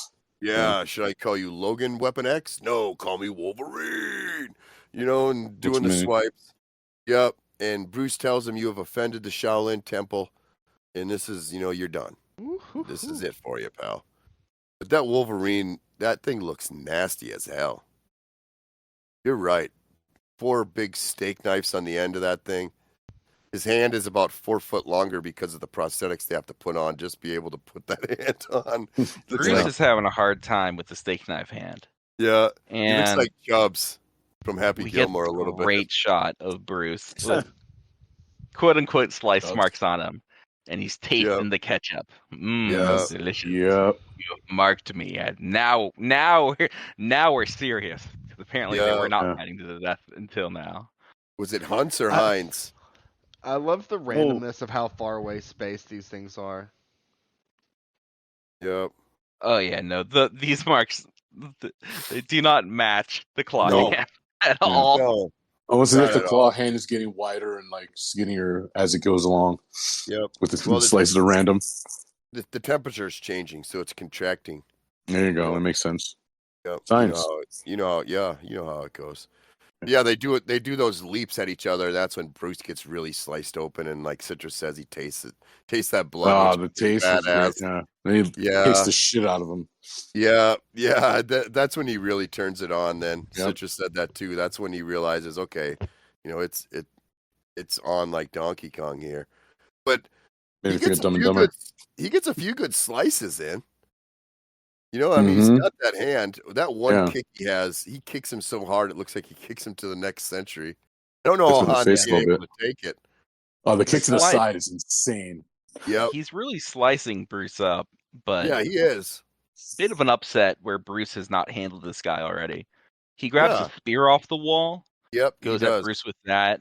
Yep, and always a mistake. Obviously, yeah, it is. Yeah. Again, as this we'll come back to this, but never bring a weapon to the kung fu fight. Yeah. Never. Claw hands are allowed. Spears are illegal. Yep, exactly. I was kind of hoping he would kill him with the claw hand while it was on him. Yeah. He tries to Van Damme punch through a window at Bruce Lee. Cyborg, if we remember that, where he punched that car window. But it doesn't work. But the music during all this is great. Oh, it's every time the music for the whole movie is great. Yeah, it's just so good. Soundtrack. The door then is revealed to be a swing door, like a secret door, and Han escapes behind it, and Bruce follows in. And then inside, we're into possibly one of the most classic scenes, right, in all cinema. Yeah, right, is the mirror room. Scene. Yeah. Love a mirror all room. of mirrors. Yeah. Yep. Who is who and where is who, and that's a mirror or is it a reflection? Yep. Oh my God, he just sliced Bruce again. Yeah, haven't seen a mirror scene this good since Revenge of the Nerds. No, this is an awesome mirror scene. Yeah, it is great. It's one of the all-time great scenes where you see Han is the way he's sneaking around is perfect. Right? He's just sneaking around so great. He's beat up. It looks like at one time Bruce is going to be on top of him, right? The way they have that shot. I love the shot of him. Like you can see Bruce walking towards him, but you can also see Han like in the reflection. Yep. So it looks like he's going to be right there, but he walks past, and then Han comes out of nowhere. I'm like, oh, it's so cool. Yes. They do a really good job of like actually making it apparent when it is someone who like we're looking at them actually, as opposed to a reflection. After getting you like thoroughly confused by the reflections. Yeah. Yeah, it's really good. It's a great scene. Yeah, it takes a little bit to get used to it. You do get lost in there, just like Bruce does. It's so great. Wait, the one scene where you see him walk slow, and then it shows him. Oh, that shot right there. I'm gonna rewatch. I have to rewatch it while we're talking about it. We hear the ghostly voice of Bruce's enlightening how to solve this. I have an all caps. It is like break the image and the secret to Sensei's position. Yep. And he just starts smashing mirrors. Yeah. Yep. Yeah. That line that I said from the beginning, right? That his sensei had told him. So in the trivia too, apparently he had a little piece of metal or something in his hand that helped him break those mirrors, so he didn't actually like tear his total arm up. I was wondering, man. Yeah, that's enlightening. I was like, man, is he just like bare fisting this stuff? Because he could do it, I bet. But I guess that hurt. I'm sure he could, yeah. But after 50 mirrors, your hand is probably going to be. I know, that's the thing. The first one, sure, and then he's done it 10 times. Yeah, I was always confused here why Han doesn't actually stab him. Why does he keep slicing? He's got a chance to really stab him hard in the back when Bruce has his back to him. But he just, he decides just to stab him. There's just a lot of cool multiple mirror scenes. Finally, Bruce figures it out and gives him a real nice power kick, but we don't see Oh, it. it's great. We see it through the mirrors, which Mhm. makes it even better because you see it through like 10 different mirrors. So it just looks like the leg is long as hell. And Bruce figures out, too, to kind of stay against the edges, right? Instead of just being in the middle where it'll be a little harder, you kind of stay against the edges, break the mirrors. Let's figure out where this son of a bitch is. I'm getting sick and tired of Han. Right? Anybody else getting sick and tired of this weasel? I kind of like Han. Yeah, I'm okay with it. He was minding his own forever. business. Bullshit, Mr. Handman. Yeah, he was trying to run a business, have a karate tournament. And here comes this guy because of some shit O'Hara did. Was it a tournament? That's a great question. He's just minding his own business with his cavern You know full what I mean? of slaves, his opium Yeah. den, his hundreds of poorly trained martial arts students. He ain't hurting nobody. He's got a lot of work to do with these fucking guards. Like he's literally got other things to handle than worry about what Bruce Lee's doing. Oh man! Here he comes to bother him. Bruce finally gets him in the middle here, where he can get at him, and Bruce gives him one of the most ridiculously strong kicks in the history of cinema. Oh, it's incredible. Yep. This kick is awesome. Yep. He just power kicks him. Mega kick you can have. Yeah. And he sends Han flying. And Han, as we've learned, has ended up on his own weapon. Skewered through the chest, impaled on the spear. You're in trouble. And for the second straight movie, we have the bad guy getting impaled to end it. Own weapon By his own weapon, no less. Yeah, you're in trouble. Steve Martin also impaled on his own weapon.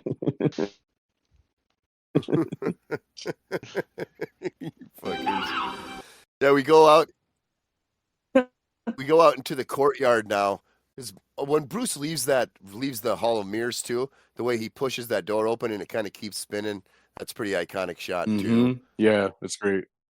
I think we go out to the courtyard here, and all the ninjas, or I shouldn't say ninjas, excuse me there. All the dudes dressed up in the black have taken over now. And some of them are beating around on some guys yet, kind of playing with them. That one that is getting passed around between four guys getting slapped up. Excuse me. Yep. Yeah, Roper is sitting there a little dejected because he looks over and sees that his best gal got killed in the skirmish. Yep. Tanya and she probably just how did she die during all this? I think she's faking it. Well, I'm sure she just doesn't want to deal with Roper. She's out. A henchman's just like, fuck it. I'm gonna go out on a limb here and say that if is it Mei Ling? Was that her name, right? The operative? Yes. If she was able to help the women that were trapped there get loose, that they probably would have killed Tanya, Tanea, however we're gonna say her name. Because she was kind of the leader of his harem. Right, she kind of was the boss. Any of the lady ninjas fight. It's really sad. It's the worst part of the movie is they set them up and we never get to see them throw down. I want they never throw another dart. Knives at Bruce and him like grabbing them out of the air and throwing them back and nailing them in the forehead. You know, like we never get any of that. They needed more budget. No. We don't ever get to see his like royal guard fight in that scene, But Roper is still alive. He survives. His best trim, she doesn't, which, to him is disappointing. And we hear the helicopter in the background. You get a thumbs up, which is, to me, I love a movie kind of ending on a thumbs up. I really love a thumbs up, personally. I don't know what it is. I'm a fan. I just like a good thumbs up. Yeah. Yep. The helicopters come whirling down. Bruce, gives a sad face. Kind of looking at the a weird ending here, right? For a last shot on it just kind of ends on the fur claw. Yeah, right. It just ends. Yeah, it's weird. It's a weird. Yeah, I don't understand the choice there. Yep. Hit him, that's it.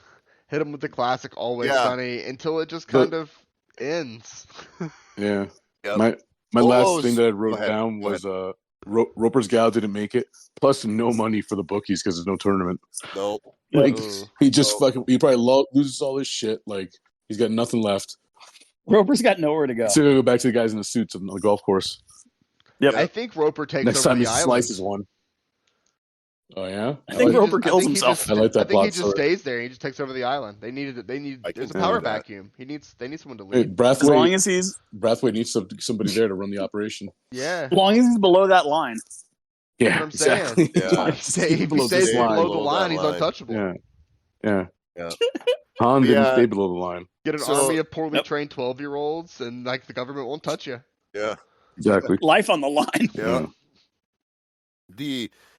The credits roll here at the end. I just want to read the cast off real quick, just to show you how small it is. No, this feels like it could be trouble. We got Lee, Roper, Williams, Tanya, Han, O'Hara, Su Ling, Mi Ling, Braithwaite, Bolo, Parsons, Old Man, Secretary, Golfer, all of this. LA Cops, Hoods. That's it. Those were the people that were in the movie. The last people were the Hoods, and the people that were the Hoods were the guys that came and tried to rough the money up from Parsons in the woods. Boys in the Hood. They were like street hood.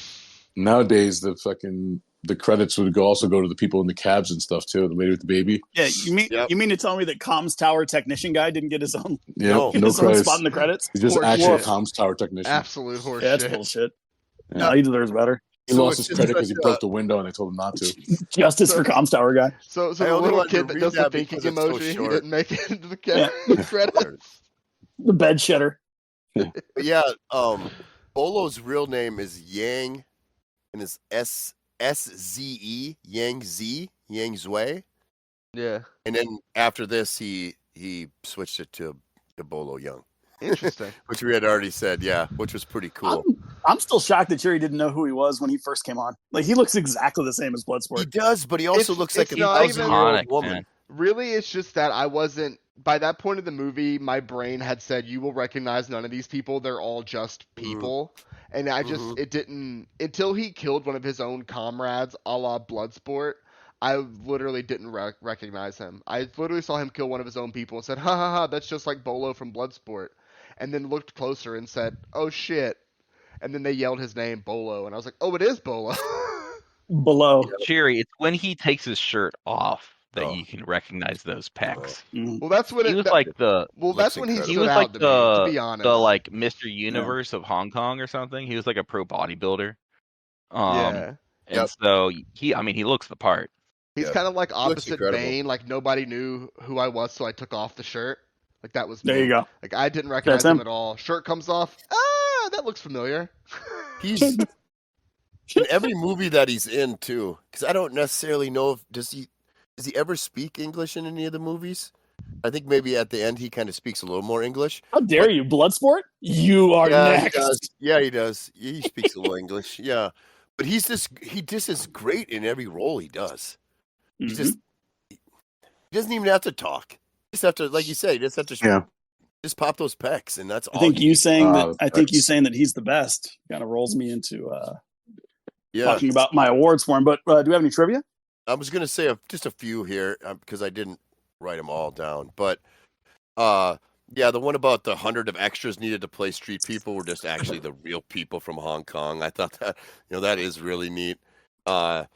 An extra challenged Bruce Lee to a fight to see if he was really that good. Lee won and sent the extra back to work, which is what you'd probably imagine. Quick work, I imagine. Yep. In 2004, I mean that you can see that in you got because those are like karate schools. It looked like that they got. You can see those guys being like, "Is this Bruce guy for real?" Like, he's a fucking movie. He's a fucking movie star. Yeah, he ain't shit. Yeah, this guy ain't shit. And then Bruce is like, no, I am the real deal. Yep. It was chosen as a movie deemed culturally, historically, and aesthetically significant in the U.S., and it's preserved in the National Film Registry of the Library of Congress. Goddamn right. Which I think it deserves. I think we talked about some of the stuff like the audio wasn't recorded, and it was brought in later. On set, Bruce Lee offered $100 to anyone who could catch his hand before he jabbed them.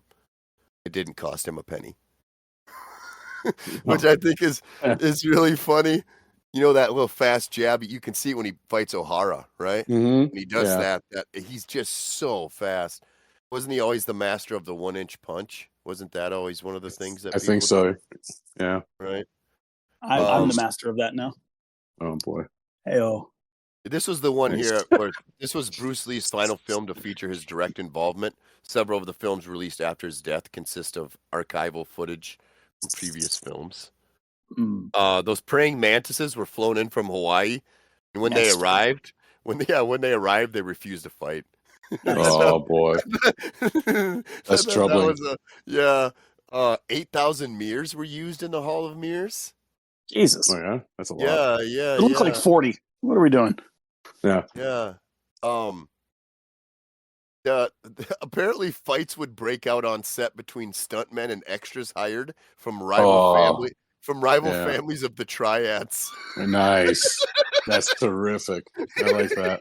Can you imagine that? You're in the middle, somebody looks at you wrong, and all of a sudden there's just 20 dudes just going at it. That's hilarious. Apparently Bruce Lee tapped that cobra 10 times, and only once it bit him. So 1 out of 10. That still seems like a loss. Yeah. I don't know if this is getting to you guys can tell me if this is too many, but there's a lot of cool different things. John Saxon has a black belt. That's why he was cast, which, you wouldn't necessarily think that. I think he fights all right. It's just he's a little older, so his kicks weren't great, but I didn't think he was bad at the fighting necessarily. Muffin just voiced her displeasure at that trivia. So. Oh boy. Another cool one here is the soundtrack sold more than 500,000 copies, earning a gold record. Nice. Oh, that's great. Deserved. Nice. Yeah.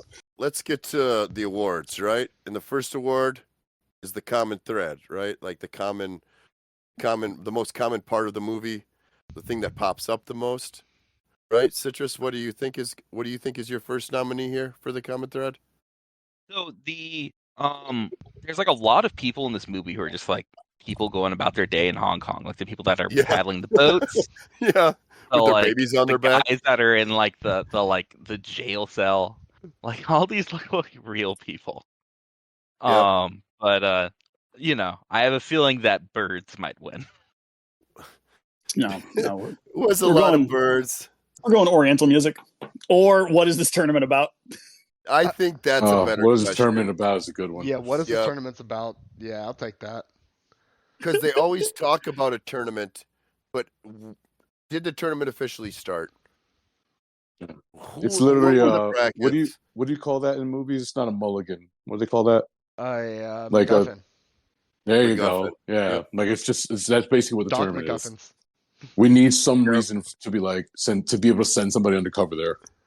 Yes, that's a pretty good one there. Yeah. Right? I think I like that's that one. good. Yeah, you wrote it down already. I think that's right. I think we got to do. What is this tournament even about? Was there a tournament? It'd also be another question, right? These are all important questions. Yes. Yeah. Okay. The next one we have up is surprise performance. I'd like to nominate Bolo because I was surprised he was here. Oh man. I was. You know what? I can kind of get behind that. I was really surprised to see him. I had totally forgotten Bolo was in the movie. Yeah. Anybody mine else? is that Bolo played the same guy for between 15 years between Enter the Dragon and Bloodsport. And I still fucking love it. Yep. Fall for the same thing every damn time. I think he should get the win. Yep. Bolo being the same guy. I love that shit. I don't think there's really anything else. Well, like it was the other stuff, I guess. Yeah, there's nobody else. But the karate wasn't too bad from like the white guy. Right, like Roper. To see a Roper, you wouldn't think. I thought at least of the cast. That was surprising. Yeah, I thought at least of the cast, the karate was good. Mm-hmm. Yeah, Williams was spectacular. Williams was great. Yeah. All right, the next award.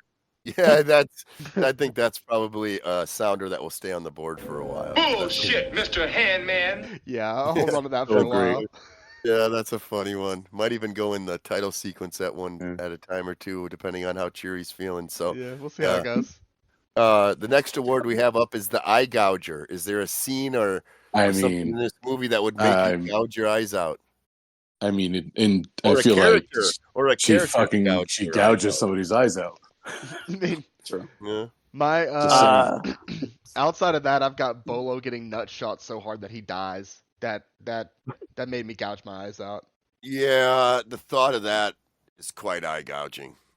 I give mine to the radio tower technician guy upon seeing a snake inside of the comms room. He gouges his eyes out and runs away. Yeah. This doesn't happen exactly on screen, but I imagine when Roper shows up with 20 bags and the person that has to haul it sees those 20 bags, the rickshaw they were taking their eyes off their head. Yeah, the rickshaw guys are just the first. We don't set get of it on rickshaw- screen. Yep. Yeah. The first set of rickshaw guys he hired all gouged their eyes out, so then he had to hire a second set to actually take his luggage because the first guy said, "Fuck this." Yeah, that's really good. That's funny. I like that one. That's How good. about Roper? How about Roper when he sees his buddy get dropped into a vat of acid? Oh yeah. You know, like that's, there might not be anything else he can do except gouge the eyes. When Roper saw his best gal dead at the end, knowing that he came out of there with no money and no trim, that might have made him gouge his eyes out too. Yeah, absolutely. Really empty-handed when he leaves that tournament. Yeah, he left with nothing. Yeah, He didn't have anything left. And he Roper gave away every his time last he $3 lost another bet. Yeah, he gave the secretary his last $3 too. Yeah, So he's really his last $64.46 or whatever. Yep. It was. Roper, Yeah, he's Roper fucked. when he loses the mantis fight. Yeah. Oh God. There's how does so he cover many any of the moments. bets? He's losing bets I'm, left and right. I'm throughout the tempted movie. to take this literal though and give it to Bruce's sister. I'm with it. I mean, it's Oh, an yeah. eye gouge. When she gets caught in that building with nowhere to Yeah, run. same. Yeah, The guy gives her the bear corner. hug, and she gives him the Yeah. little eye gouge. All right, Yeah. I'm here for that one. Yeah. I'm here for a Bruce's lot of sister. different ones. There's a lot of good ones though, where there's a lot of good parts of that. Speaking of good ones, who do you think would be best replaced by Nick Cage? I've already made my pick known as O'Hara. I want Cage to go full jive and become Williams. Oh boy. Ooh, no, thank you. Man. I would like him to be the guy from New Zealand who was kicking people around on the boat. Yeah. Yep. That would be Okay, great. you can do that. How do you think he is as a Braithwaite, just drinking Red Label, giving out shitty intel? Ooh. Intel. Man, I could go for him slugging some label. What do you think about him as Oh. Parsons trying a really bad New Zealand accent? Yeah. A bad. What do Right. you mean bad? Yeah. What are you talking about, Cage doing that New Zealand accent, Be kicking great. boxes of oranges. It would sound better than the actual guy from New Zealand. Yeah, probably. But yeah, New Zealand he- accents always sound fake, Yeah, though. To 'cause- be fair. Yeah, when he kicks the guy, and after he fucking kicks over the oranges, he's trying to pick him up, and he just gives him another kick for no reason. Oh yeah, that's he a loves the Cage Cage move. pulling that move. Yeah, it's a Cage move. I see it. Absolutely. Yep. I can go with that. I can Yeah, go we with can go with Parsons. We're going- Cage we're struggling going in the boat. Parsons. that. All right. Seb brings us. I think that originally Cheery deemed this as the big three. Yeah. The last three awards here. First up, the Kodo Memorial Best Performance of the movie. Gotta give it to my boy Kodo the JK, Ferret. Jim Kelly. Yeah, Kodo the Ferret. Yeah. Obviously, the Williams miraculous is. ferret I mean, from- Williams is incredible. I don't know about you, but I'm a simple man. I see Bolo. I give him the coda. Mm. Ooh, see, that's why I gave Yeah, Bolo very- surprise performance. Yeah. That to me is my like. Yeah. You did good, but like you're just not at Kodo level. It's tough. Either for It's- volume or for something like that. I'd feel fine giving it to Williams. It's, You guys it's are tough for me not to say Bruce. Disrespecting the memory Yeah. of Bruce here. He's so was so incredible. good. Memory. I think Jim Kelly might be dead Every too. time he's Yeah, I on didn't wanna screen, say it, but- the movie is like kicking into high gear. You're rooting for him so hard. He has an immaculate haircut. I mean, Jim And, Kelly's uh, dead too. So I don't The know. face he You makes, Googled it when- for me? the face that Bruce makes when he power stomps O'Hara to kill him, he gives that in that that face. His face is in the whole when he stares over at Roper when he's getting frisky with that girl at the party, right? And he looks over and he's just got those facial expressions.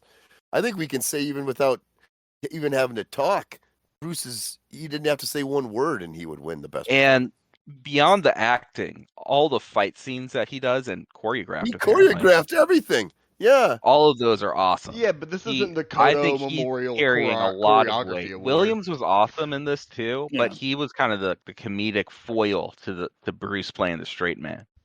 We forget It that is- it might have been the script, but Bruce's lines weren't great. Yeah. Yeah, that's for me. That's the one that makes the difference. Is like Williams, like his acting was good too, versus Lee was awesome. Don't get me wrong, but like it's all his facial expressions and stuff. Like his script was terrible. A lot of the first 10 minutes, everything he says is nonsense. When he's trying to do philosophy stuff, like it just doesn't make any sense. Can I say that there's one piece of trivia I didn't want to read out, but I'll just say it now. Apparently, the first guy that wrote this script was kind of a real prick and probably a racist, obviously, because he wrote a lot of, I think it was L's, words with L in it, because he knew Bruce had trouble saying words with L. So he would just continually rewrite the script and put more words with L in it, and then they fired him.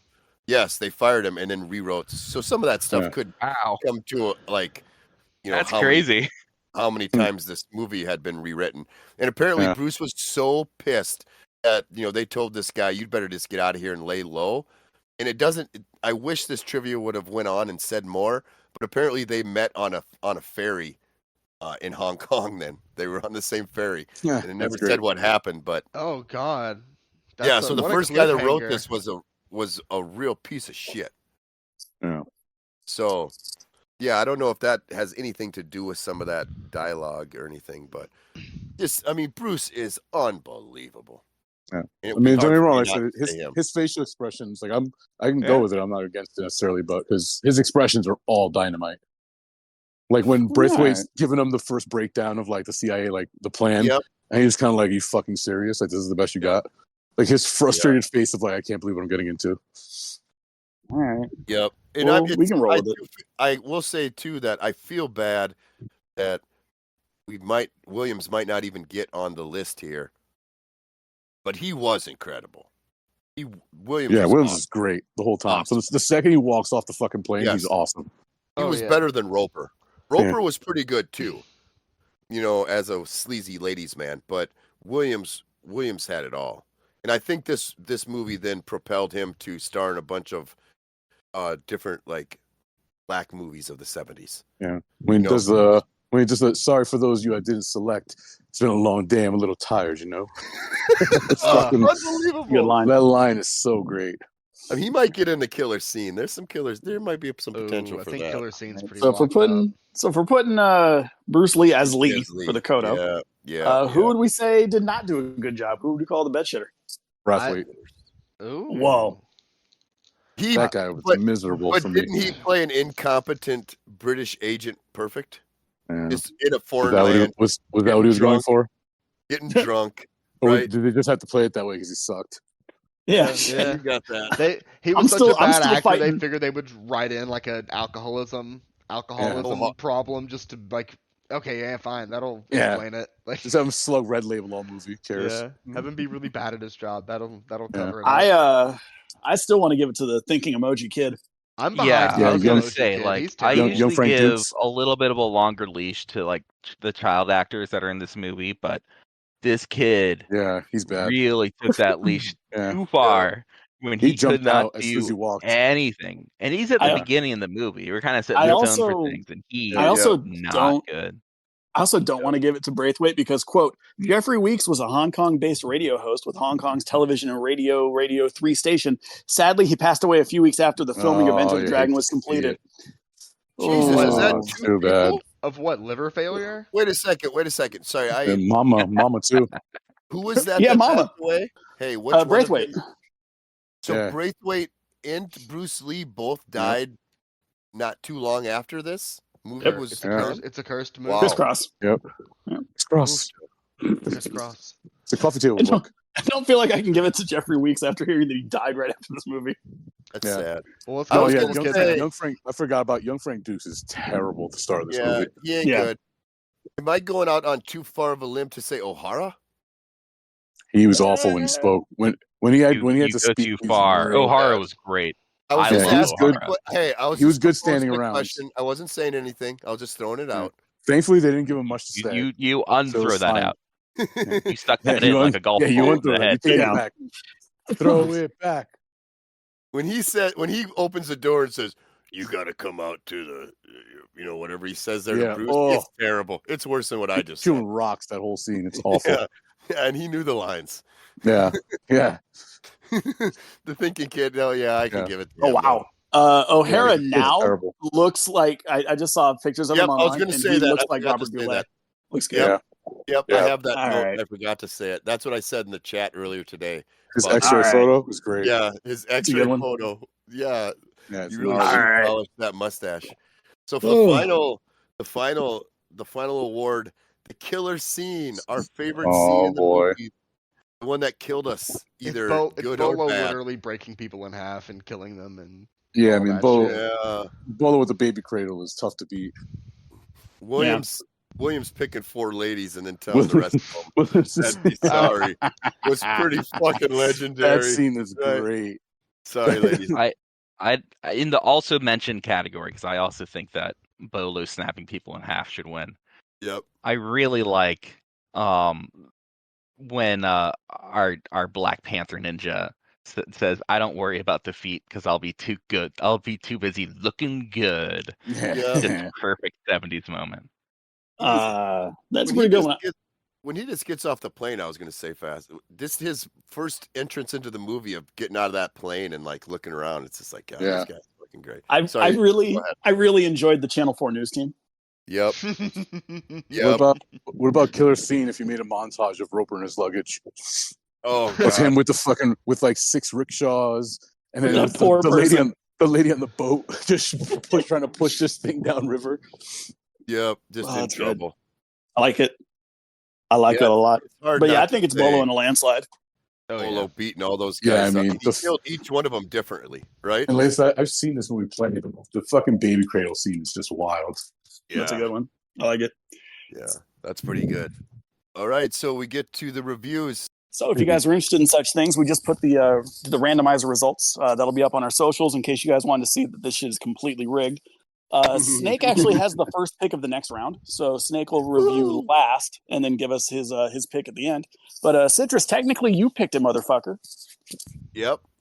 I did, in fact, pick this. I love Thank this you movie. for the pick too. I'll also say that to you. Thank you. Thank you. Great pick. Instead of Master and Commander. That was kind of the second place. That would have been a great pick too, though. I love that movie. Right. But Yeah, I think it's this was a cool movie to watch. Really cool one. This is such a fun movie because it's so influential. It kind of kicked off a lot of kung fu stuff in the U.S. And I think Bruce is so good in this. He, he's making waves as like the first like Asian male lead in like a Hollywood movie, basically, by making this movie, and then he dies very sadly. I don't know what else to say. I think the acting is good. That might be a hot take, but I like the acting. The action sequences are great. Fully on board. Great villain. There's a woman with a heart on her face. 4.5 out of 5. I'll go next. So I feel like watching this movie, I was very afraid of falling into the Seinfeld's not funny trope, which is the thing of like when you were raised on things that were created in reference to or in parody of something that was very popular and like genre defining, and then you go back to watch the original thing, you see it as being very standard and very tropey and very boring because everyone's already done these things, but they only did those things because, Seinfeld did it first or Enter the Dragon did it first. Yeah, Simpsons did it. And so I was afraid of that being the case coming in, but despite recognizing a lot of clear references from things I've seen in the past, or I guess in the past but in the future from when this movie was released, I instead really loved them. I was like, oh, this is very fresh. They do it better than a lot of the times that it gets parodied or referenced or things like that. And so I really, really, really enjoyed it. Even to the fact that, like what Optimus had said, like Bolo plays the same exact role in Bloodsport, but like I liked it better here. So with all that in mind, I had a really good time watching this. It was a really fun time. That's pretty much my main metric for shit is did I enjoy it? Did it keep me like engaged the whole time? And it absolutely did. The martial arts were great. All the face acting was awesome. Some of the dialogue was whatever. And so with that being said, I think it's pretty easy to give it a 4 out of 5. Yeah, I can go next on this. So for this movie, I came into this movie because I'm not super familiar with like kung fu movies, much less like action movies like this. I kind of came into this movie expecting Bloodsport. I actually got like a Bruce Lee as James Bond type movie. Yeah, where it's this guy with this master plan, and I had a great time watching it. And aside from like the initial shock of the whole movie being 80 yard, and I didn't realize that most of the movies from that era were, I really enjoyed it. Bruce did what Jean-Claude Van Damme couldn't in Cyborg, as Bruce was asked to do only a little bit of acting, mainly in like the first 15, 20 minutes, and then really just did a lot of fighting. And that's great. That's what he signed up for. Roper and Williams were fine. Bolo was Bolo. And I mean, I didn't clock watch, which is probably the best thing you can do for one of these movies. The script wasn't good. Bruce's lines in particular were, yeah. I mean, that and the ADR are really the only things keeping this from a perfect score for me. Jean-Claude Van Damme could never. This is a 4.5 out of 5. I'll go next. I'm pretty much exactly in the same boat as Optimus and everybody else. I mean, this is a great movie, right? Like, that's pretty much just as simple as it is. Like, it's got the problems with the script. Some of the writing's not great, but a lot of the writing is. The performances are great, even though like Bruce is limited by the script, but he still does a great job with any of the fighting and just with all the facial expressions that he's doing. I like Roper a lot. I love Williams. He's great. I love Han. Bolo's obviously awesome. The soundtrack is killer. Like just the right music for all the scenes. Like the funk that Williams is listening to when the women walk in, like all of it is just so perfect throughout the movie. The only, like Optimus said too, like the only reason it's not 5 out of 5 is just because like I'm unaware of whatever plot is supposed to be taking place the entire movie. And I'm watching it. I had my full attention the whole time. At no point was I aware of why he's going to this island, what the tournament is for, like how is the tournament supposed to help Roper in the situation with the bookies? Like they haven't mentioned any money that the tournament gives you, so like all that's confusing. But besides that, yeah, it's 4.5 out of 5, easy. I mean, it'd be 5 if I knew more of what's going on, but besides that, it's pretty perfect. Hard to argue with any of that stuff. When you come to the last review on a movie like this, it's hard to say anything that hasn't really already been said. To be honest, I think one thing I was thinking there that I didn't think anybody said is, if you're a movie person, right, this is a movie you have to watch, right? I don't think there's anybody can say anything that. Like, yeah, I agree. You have to watch this movie. So I think that it's cool that we did it. You know, I think this was a movie that maybe JC and me, maybe the older guys in here, maybe thought that, you know, some of these movies we never would do, you know. But I think doing this opens up a whole realm of being able to do a lot of different movies of all different kind of genres all over the place. So I think that was really cool by Citrus. I enjoyed the gift. It was a perfect gift. You know, if I would have opened this up on Christmas morning, if all of us were sitting around the tree, right, and I grab Citrus gives me the package and I open it up and it's Enter the Dragon, I would have a massive smile on my face. Like, awesome, man. Never expected. So perfect gift. Like you said, the only thing that keeps it from a 5 out of 5 is that what's the tournament? What's going on? About? Yeah, what's going on? Otherwise, like you said, I think Optimus, you summed it up perfect, saying he's only really acting at the beginning, you know, the flashback scenes a little bit. Otherwise, it's just Bruce being Bruce, just doing the things that you want to see. I think in another one of these, JC said he went and saw, who did you see the lead singer of? And he just sang the songs that you know, right? And that's what you Bret want. Michaels, yeah. Yeah, Mm-hmm. right? Yeah. You go in you want to see Bruce do the fast stuff, the quick punches, the jump into the tree, you know, even though we know that, but, you know, you want to see all that stuff. It's a 4.5 out of 5, easily. I don't necessarily, you guys know my one call is would I watch it again? I would watch it again, but it's not one that I have on that I would constantly rewatch, you know? But it's one that if it was on, I would watch. But yeah, it's hard to beat this movie. Puts us at a 22 out of 25. That's got to be one of the best we ever did. That's a good one. It's a perfect high movie. score for movies I pick, although I don't always choose things based on what score it is. There we go. Yeah. There's got to All be right. some kind of fortress in your movies. There's got to be balls. So our next round, we're back to us picking movies for ourselves. Snake, you got the first pick on the randomizer. So what are we looking at for next time? This was in my head from the beginning. It's because I knew time when this would happen, right? Me and JC, older dudes. Optimus, you are old. I mean, we're all kind of older guys in mindsets because we like baseball, right? Yeah. We all love baseball. And opening day just happened. Tell me I have the soul of a 65-year-old man. Yeah, well, I would say maybe 165. But yeah, you have an old soul. But baseball season just started, right? We all love baseball season. Another movie I had and it just popped into my mind I would have done, I will do later, is a Lou Gossett movie because R.I.P. to the legend of this podcast, at least, because we love Lou, everything he's done. He's different in every single movie he did, and it's sad to see him go. But this movie that we're going to do, since we've done a 1973 movie, we're going to go just 3 years later. And we're going to follow an aging, down on his luck, ex-minor leaguer coach. Oh, boy. A team of misfits in this ultra-competitive California Little League. We're going to go to the original, The Bad News Bears. The original from 1976, starring Walter Matthau and Tatum O'Neal. So that's what we'll be watching in 2 weeks. A baseball movie. Fantastic. A movie in a nutshell. Google has as cheeky, madcap, and charming. Nice. Perfect. Yeah. What a poster here with Walter Matthau and Tatum O'Neal. Yeah. Find out in 2 weeks. Thanks for listening to This Movie Might Kill Me. If you want to stay in the loop on what's coming next, if you want to see the randomizer results on our socials, or you just want to tell us we suck at this and I'm crappy without a McCafe vanilla latte in my hand, follow us on Instagram on at This Movie Might Kill Me, or email us at thismoviemightKillMe@gmail.com, and I might ask for what the password is so I can actually go look and see if anyone sent us an email. Tune in 2 weeks as we take on the Bad News Bears with your host, Snake Plissken.